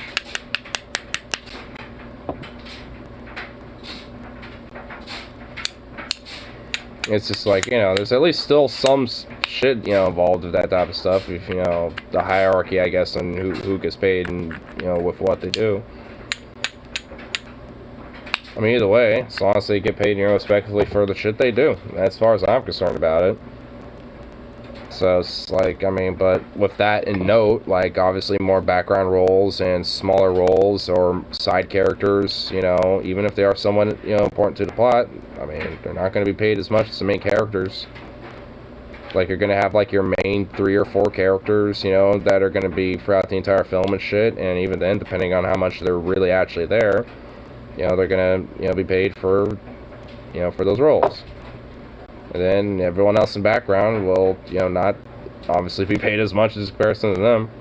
But still, nonetheless, they will. And hopefully, at least, you know, the idea is, at least in my mind, is that they still get paid, you know, handsomely, respectfully, you know, for that type of shit. Something's always big compared to something else. Well, yeah, exactly. Especially when it comes to, you know, how a film is produced, at least when it comes to the actual acting in it.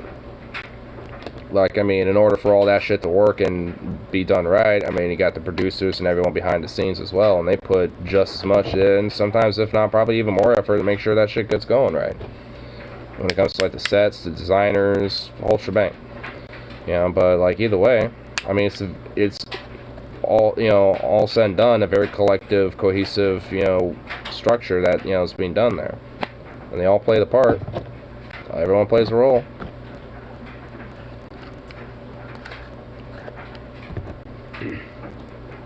It's supposed to be a big joke, but never mind. Oh wait, what, really? Wow. R/whoosh right there. God damn it. Clip it and send it to R/whoosh. Just whoosh over that head. I mean, I'm just like, I mean, I was in, like, you know, deep fucking, like, conversation about this type of shit, you know, so, yeah, the joke didn't quite, you know, hit me right away. How did DC fuck up their live-action movies so bad? I don't even really know, to be honest. I think they just saw what Marvel was doing and really did just try to copy that, instead of just going their own way with it. Because honestly, you know, DC could have easily gone their own route, you know, maybe take a lot more of a darker, grittier approach to, you know, like the Marvel's more light, colorful, you know, universe. Because it looks like it was trying to kind of do that, like kind of copy Marvel, but go dark and gritty. But it just, it didn't work right. I mean, impatience, yeah, because I think so. I think it plays a role because they just saw how much Marvel was making money, and they're like, and they were impatient because they try to get that too. And yeah, and also MCU took time building it up, but that's again how they got so much, you know, money and raking it in. But you know, DC just didn't take advantage of just, you know, letting it, you know, slow cook. You know, put it on like a little crock pot and roast it for a few hours instead. You know, instead of trying to deep fry it in a few minutes. You know, so it's just like, I mean, because they really could have. You know, like, they really kind of fucked up. I feel like, you know, they can still potentially salvage it and maybe take a different approach of the whole superhero genre. I feel like they can still salvage some shit, but they would have to, like, retcon everything, essentially. Like, they would have to seriously take some, you know, different approaches on, you know, going to dark and gritty, because I think that's, you know, a route they should take. I think that's something that, you know, they should go with, but they need to really, like, you know, kind of rethink it a little bit. Show Bandit. Yeah, Bandit's getting harassed by the dog. It's actually probably better. Hey, Bandit. Hey, buddy. Yeah, you're running away from the dog, aren't you? Hey, bud. Hey, little bandito. Oh, little bandito. Oh. Oh. How's the little king? You're angry.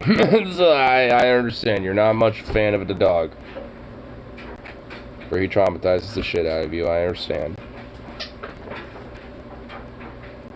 You don't want outside though, bro. You really don't. Angry king. He is.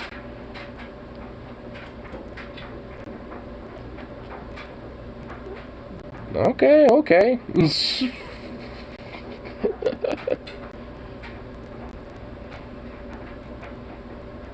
Okay, buddy. It's okay, baby boy.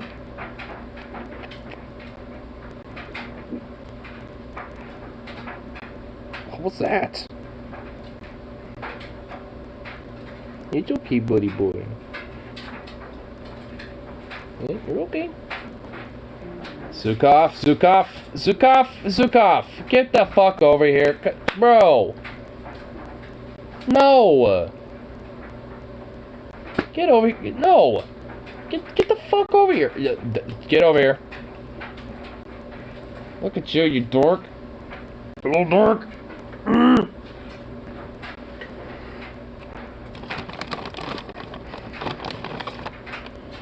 No, just get down. Fuck? What's wrong with you? What's wrong with you, boy? Oh, you're already laying down and didn't even have to say anything. Lay down. Stay. No, no. Oh my fucking god, you're going. You're pent up. Down. Good boy. No, no, no, no, no, no, no, no, no, no, no, no. Lay down. Stay. That a boy. Oh my god. It's like, I want to play with the kitty though. I want to play with kitty.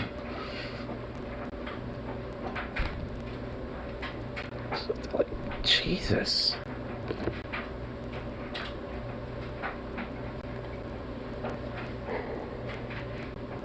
Oh, look at you. That little head is so cute. There's a little round ball of adorableness.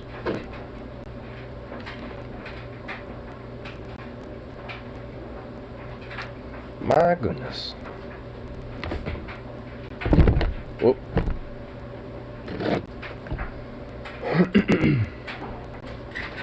Zukov, are you kidding me? You could just leave him alone. You know that, right? Like, you just, like, stare at him from a distance and just, like, let him gawk at you instead. And let him condescendingly, smugly just look at you and sneer at you. With his little face of being a little king.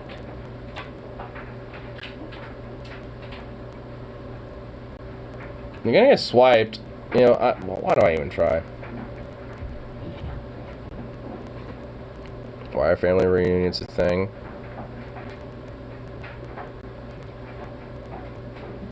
I couldn't tell you. Because we miss our family sometimes and we want to try to get together and know each other a little bit and catch up. It's like, I mean, for some, sure, but not all. Some family I'm okay with not necessarily knowing. We have 2 holidays for that. I mean, I guess more depending on, you know, how you think about it. Like, you have the 4th, Thanksgiving, Christmas, there's 3 right there. So. Like that weird uncle in prison. Yeah, you know, you probably don't want to be near that guy. I don't think we need a family reunion with that one.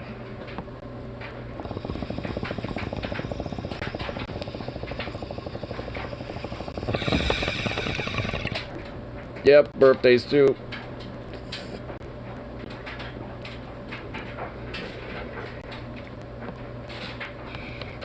And just whatever, you know, other little regional / cultural holidays that might, you know, be a boot. That might be a boot. But yeah, there's at least 4 or 5 right there, so. Because at least last time I had a little family reunion was with my family in Texas back in October when I visited them for my grandma's birthday, so. Dude. You want to get to know someone better who wears socks and flip-flops? My granddad's actually like that. It's weird. Like, I understand just maybe wearing just socks. I can get wearing flip-flops. I can even, you know, get some sandals, you know what I mean? But, like, combining that shit? Why?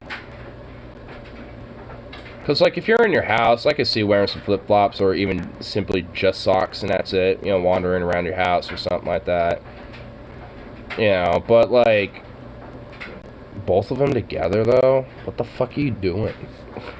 Like, what in life, you know, what about life did, you know, it go wrong for you?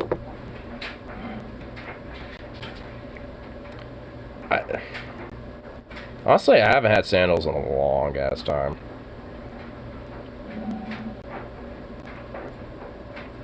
I just like my boots. For my boots, thank you very much. I'm a proper workman right there, tell you what. Workman's boots.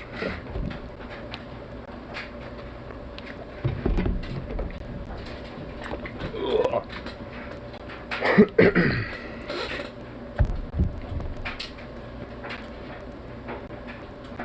Let's see if I can peek my... Damn it, I knew it. He walked over here. I want him to walk back over there just so I can see what he's doing. Like, does he wear them when he's out and about? I gotta check in the mail, maybe you happen to already have socks on, flip-flops are right there. I can understand that. Like, there could be some exceptions to the rule, you know? Like, but just... Like, at least when it comes to sandals and socks, there's, like, no exceptions. Like, you purposely have to go through, like, some, you know, means to get that shit on. Flip-flops, you just slip those bitches on, you know? So, it's just like... I mean, yeah. At that point, it's just like, well, you know, like, that can at least be an exception, but anything beyond that, really, it's like, what are you doing?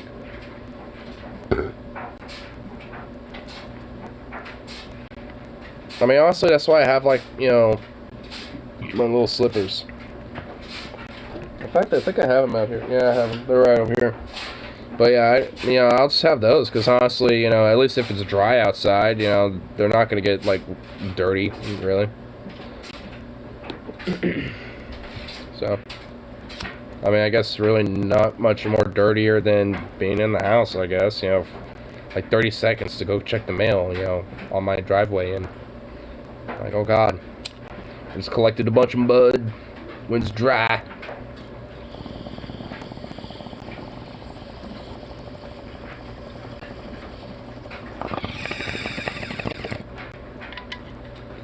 Anything beyond that, I've just put my shoes on.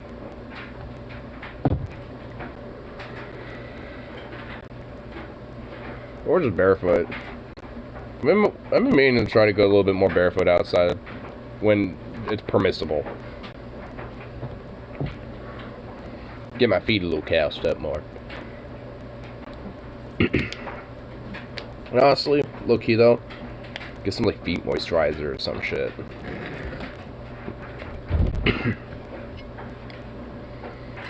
Gets cold again as soon as the holidays end. Nature. Oh, you want some cold Christmas? Well, fuck you. I know, we get kind of a cold Christmas around here, and from what I understand, now the rest of the country is getting cold as fuck. And from what I have seen, it looks like Texas is getting a cold freeze again. Sounds like that's going to be a yearly occurrence, and their energy grid cannot deal with any of it. So, that's nice. It's like, what the fuck? Because now it's like, if I'm gonna take a random guess to say it's like 38 degrees and obviously raining. I'm gonna check the weather right now, and I guarantee you it's like that. What? Oh, it's warmer. It's 42 degrees.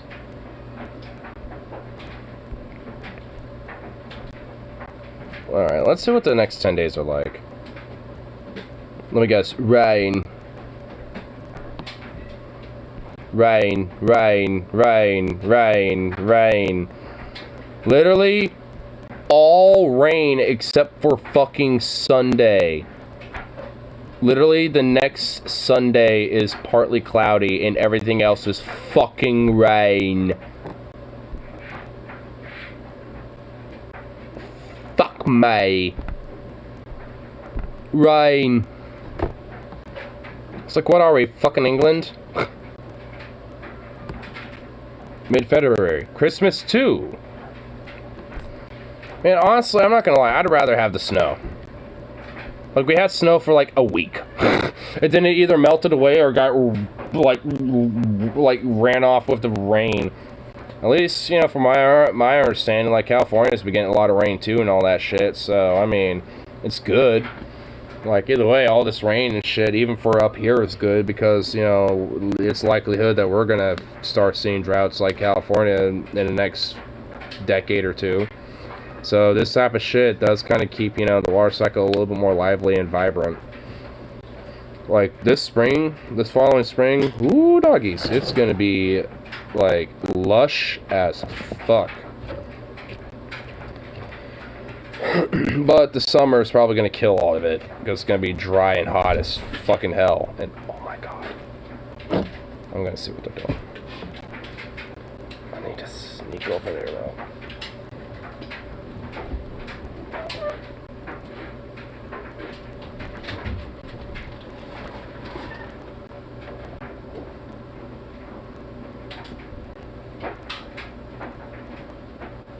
Oh my god, what the fuck is going on over here? Hold on, I actually have to show this. What the fuck?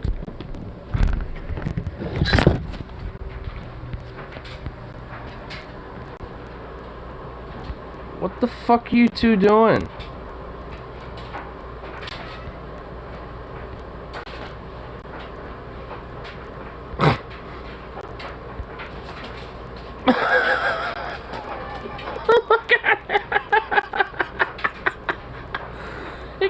He does this all the time with him. He just so badly wants to play with him, but Bandit ain't having none of it. Zukov, no, don't do that.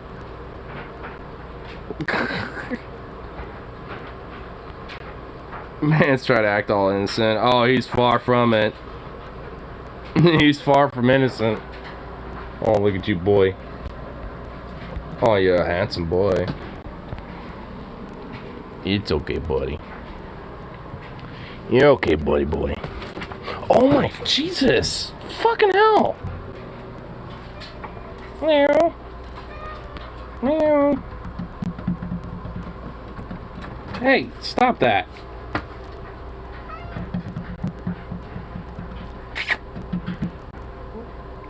Well, Bandit, you kind of have to plop yourself up there a little bit, bud. Meow. You handsome boy. Meow. Here. Meow. There you go. Oh, he's a handsome boy. Meow. Oh. Meow. You want sound so bad. Oh, yeah. He's a good boy, huh? Meow. Yeah.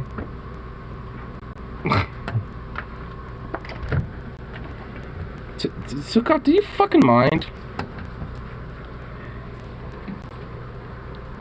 Oh my god, it's like flooding out there, bro.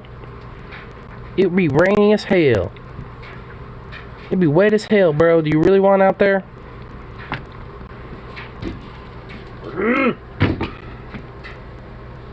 Yeah, do you really want out there, bro? You sweet, handsome, innocent boy, you. You little king. Oh my god, you're actually attempting. You're actually thinking about it, aren't you? Oh my god. There he goes. Oh my lord. There's like a fat puddle right there. Zukov, would you knock it off? I actually want to see what he's going to do with this. Oh, there he goes. He's found a... Where the fuck did he go? Where is he now? Oh, yeah, he went that way. Yep, yeah, Zukov knows. Come on, bro. Get the fuck in here. Oh, you psycho. What? Jesus. Look at you. Oh my god, look at you. Oh, man, I wish I flipped it sooner. Do that again. That was nuts. There. Look at you. You go crazy. He's a crazy boy. Yeah.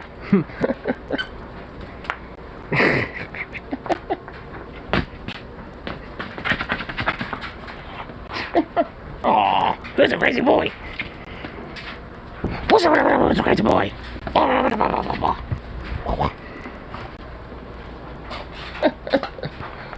What a little fucking dork. Oh my goodness. He's just a crazy boy.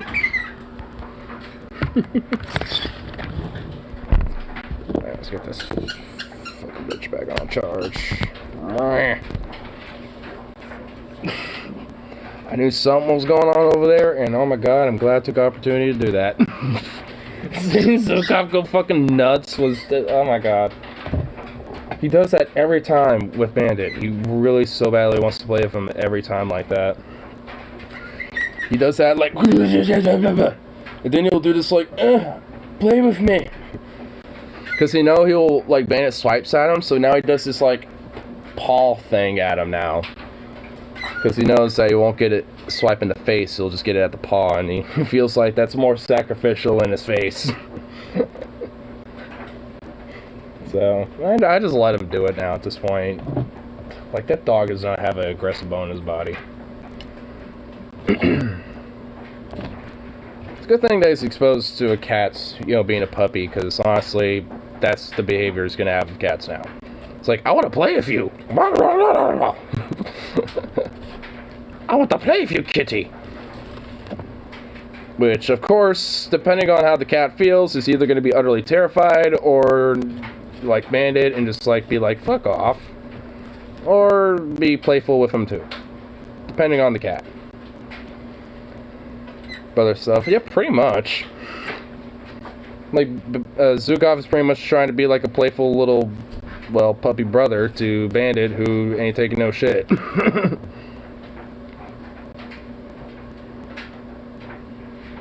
It's like, Bandit might be older, but, you know, he is a tiny boy in comparison to Zukov, and you're not even done growing yet. Look at you. You're so sweet. You're just so sweet. Oh. Man. I need to make sure you get some food too here pretty soon. Oh, I'm straight for 3.5. Oh, as soon as I said that, you walked right up here. Yeah, you know what? Yeah, I know what you want. I know what you want. Yeah, that will be filled up here soon. Have you ever guessed the sandwich someone wanted or came pretty close?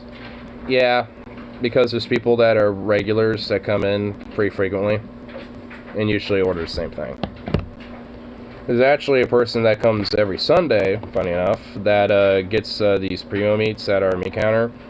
It's 3 of them, and every now and then he might get some Munster cheese too.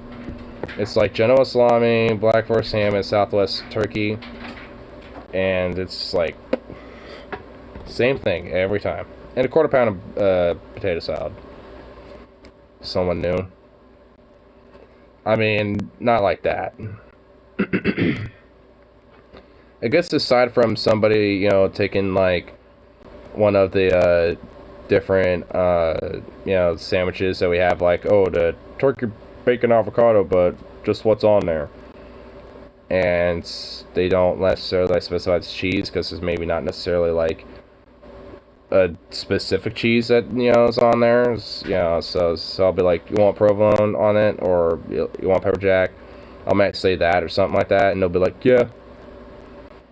Or be like, nah, not pepper jack, probably, you know, just regular cheddar. Or like, maybe not provolone, but pepper jack, or, you know, whatever the fuck.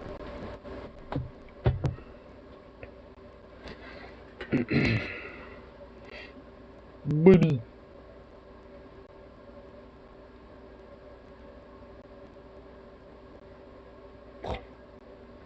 You're just so sweet. You got the cutest little eyes. And below those little, like, brown little, like, fur balls on top of your eyes, you got, like, these little creases in your little eyebrows that make it look like you have, like, this tiny little angry eyebrow look.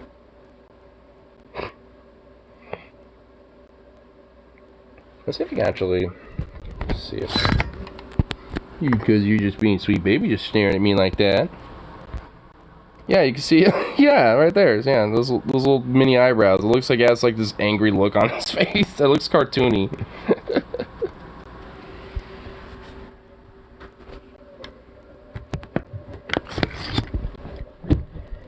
He has like these little cartoony angry eyebrows. Oh. Look at you.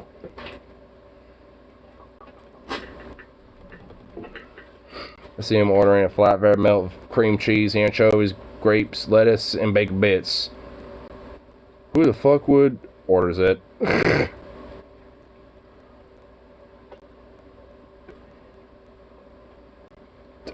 Grapes? Anchovies? Oh my god. Thank god no, like, thank god no one's that specific about it, and luckily we don't have anchovies at all. I think the closest is like a tuna salad, if people want like a tuna salad sandwich. Baby! Little baby! Little baby!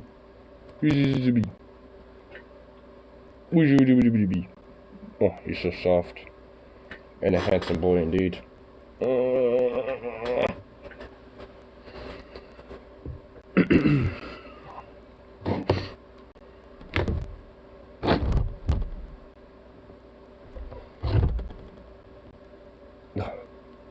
You're a handsome boy.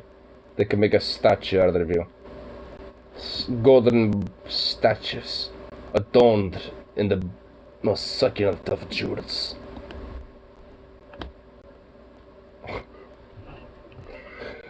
If I had fuck you money, I totally would have a statue in like a 1-to-1 size of Zukov, just adorned in like bougie ass jewels and shit. He is statue material. Oh my god, I keep getting Reddit notifications now. God damn it, why not make a Reddit? What's wrong with me? Why did I succumb to that? I've succumbed to the Reddit.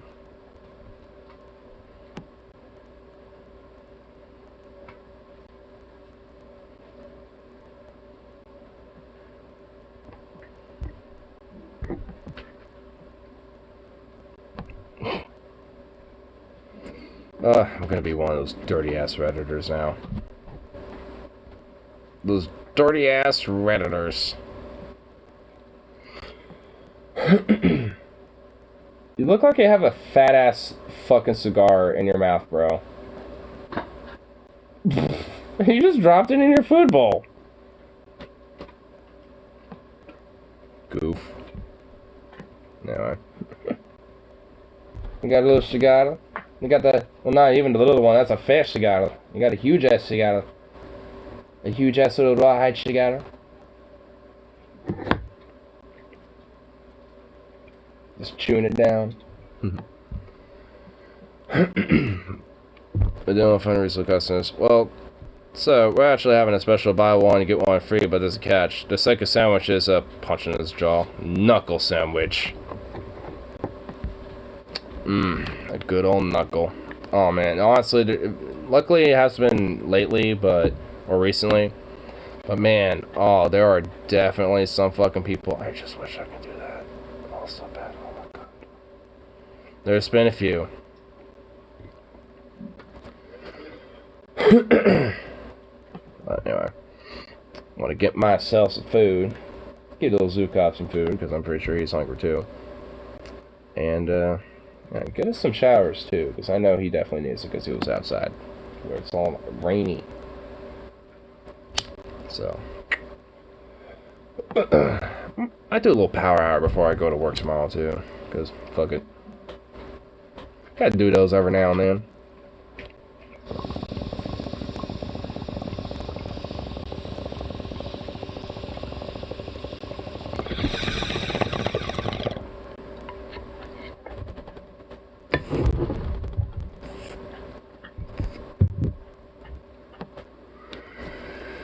See what our little morning crew / afternoon crews are doing.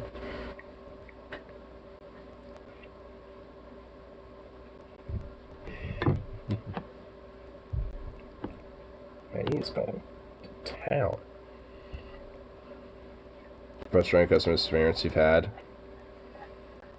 One I can think off on the top of my head here real quick. I mean, I've had quite a few, honestly. Little bitch running up our drive-through time.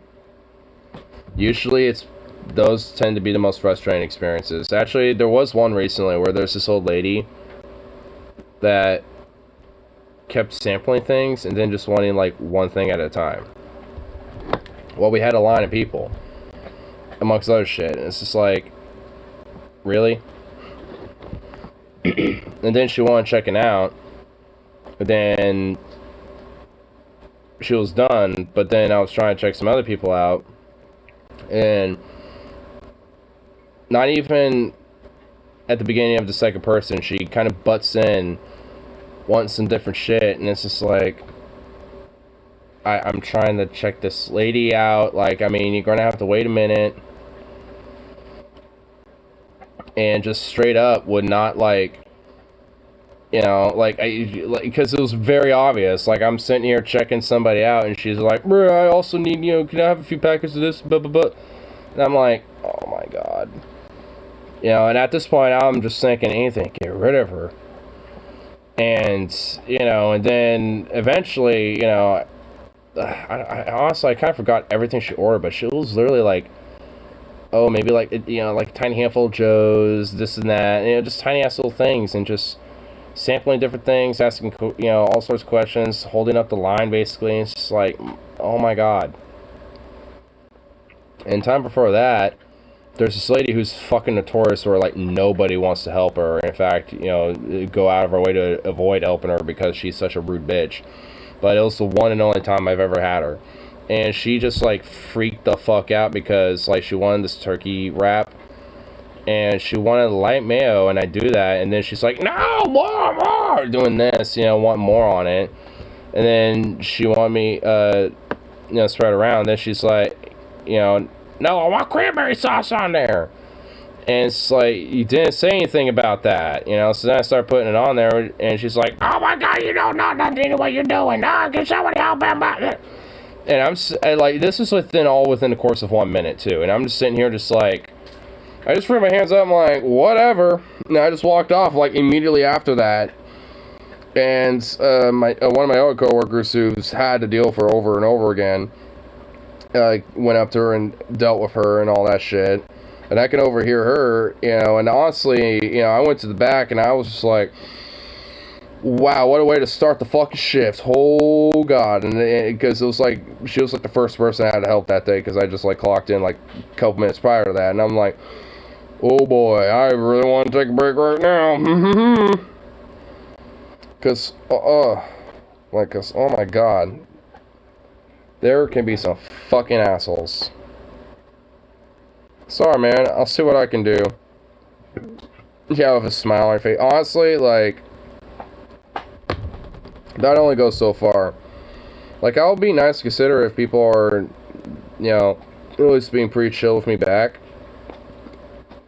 But if they're being a total dick or an asshole, then, like, I'm not gonna do that. Like, oh, I'm sorry. It's like, well, it's like, hey, I'm just asking, you know, some basic questions about what you want on this thing, and, you know, trying to do it to make sure it's done right for you and shit.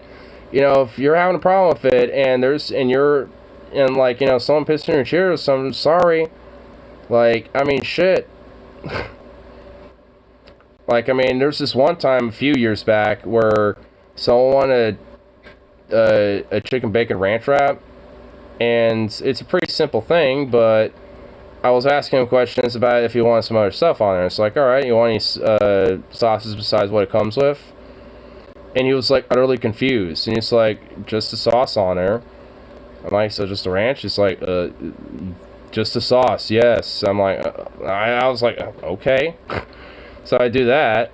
I'm like, you know, and I give him, put the, you know, the fucking chicken and the bacon on there. Do all that. And then I asked, do you want any cheese on there? It's like, just what's on there. I'm like, well, I mean, yeah.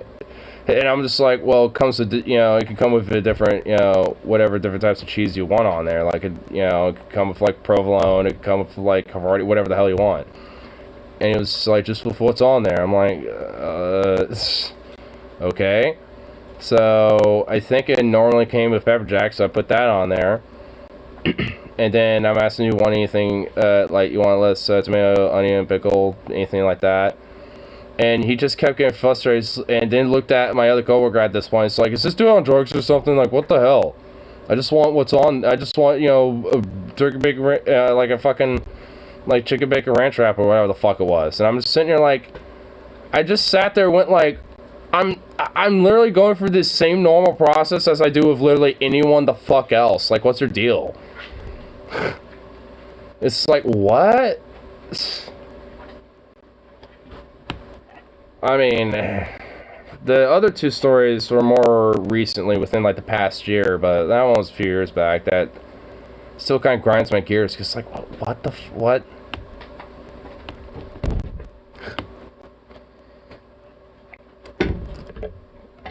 I mean, I've definitely had a few.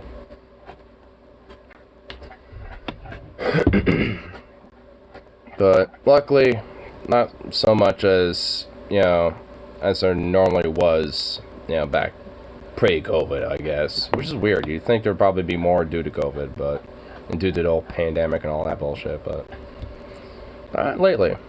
Like, honestly, they're, you know, assholes and, you know, people like that are, you know, kind of more few and far in between. Where I used to work at Subway, and there's always this lady who asks for all sorts of mail and everything, and they banned her. One day she came back telling them that they wanted to stay with us, lets her have as much mail as she wants. It's like, okay, good for you, now leave. I mean, just, wow. It's like, well, Quiznos lets me do whatever I want with this, so yeah. It's like, well, okay, good for you then.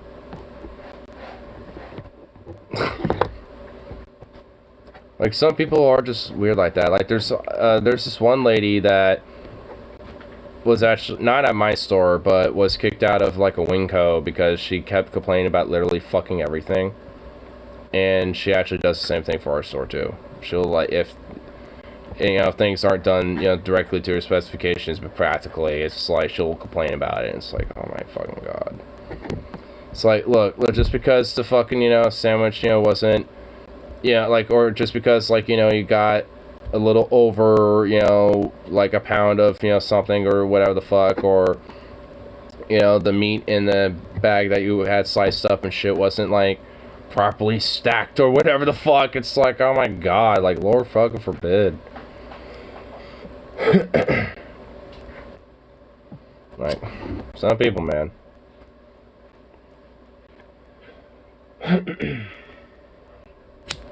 But anyway, I'm gonna catch this last little bowl out. Like I said, get me some food, get shower me, all that fun shit.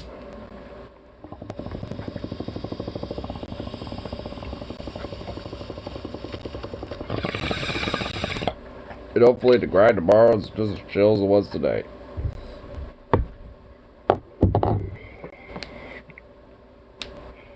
Oh, you little sweet baby. I'm gonna get you some food. Yeah, you're wagging your little tail. There's food, aren't you? These chips are wrong. Why? They taste like salt and vinegar. Well, you grabbed that. That's what you got. Dude, I've had people straight up complain because we didn't have, like, wings. This is the last thing I'll say. But, like, I mean, I've had people that will straight up complain because our bone-in wings, like, we have different flavors that we'll cycle through sometimes. Usually, either we'll always have salt and vinegar or barbecue, one of those two, usually. And then we'll have, like, a garlic parmesan and then a barbecue, buffalo ones.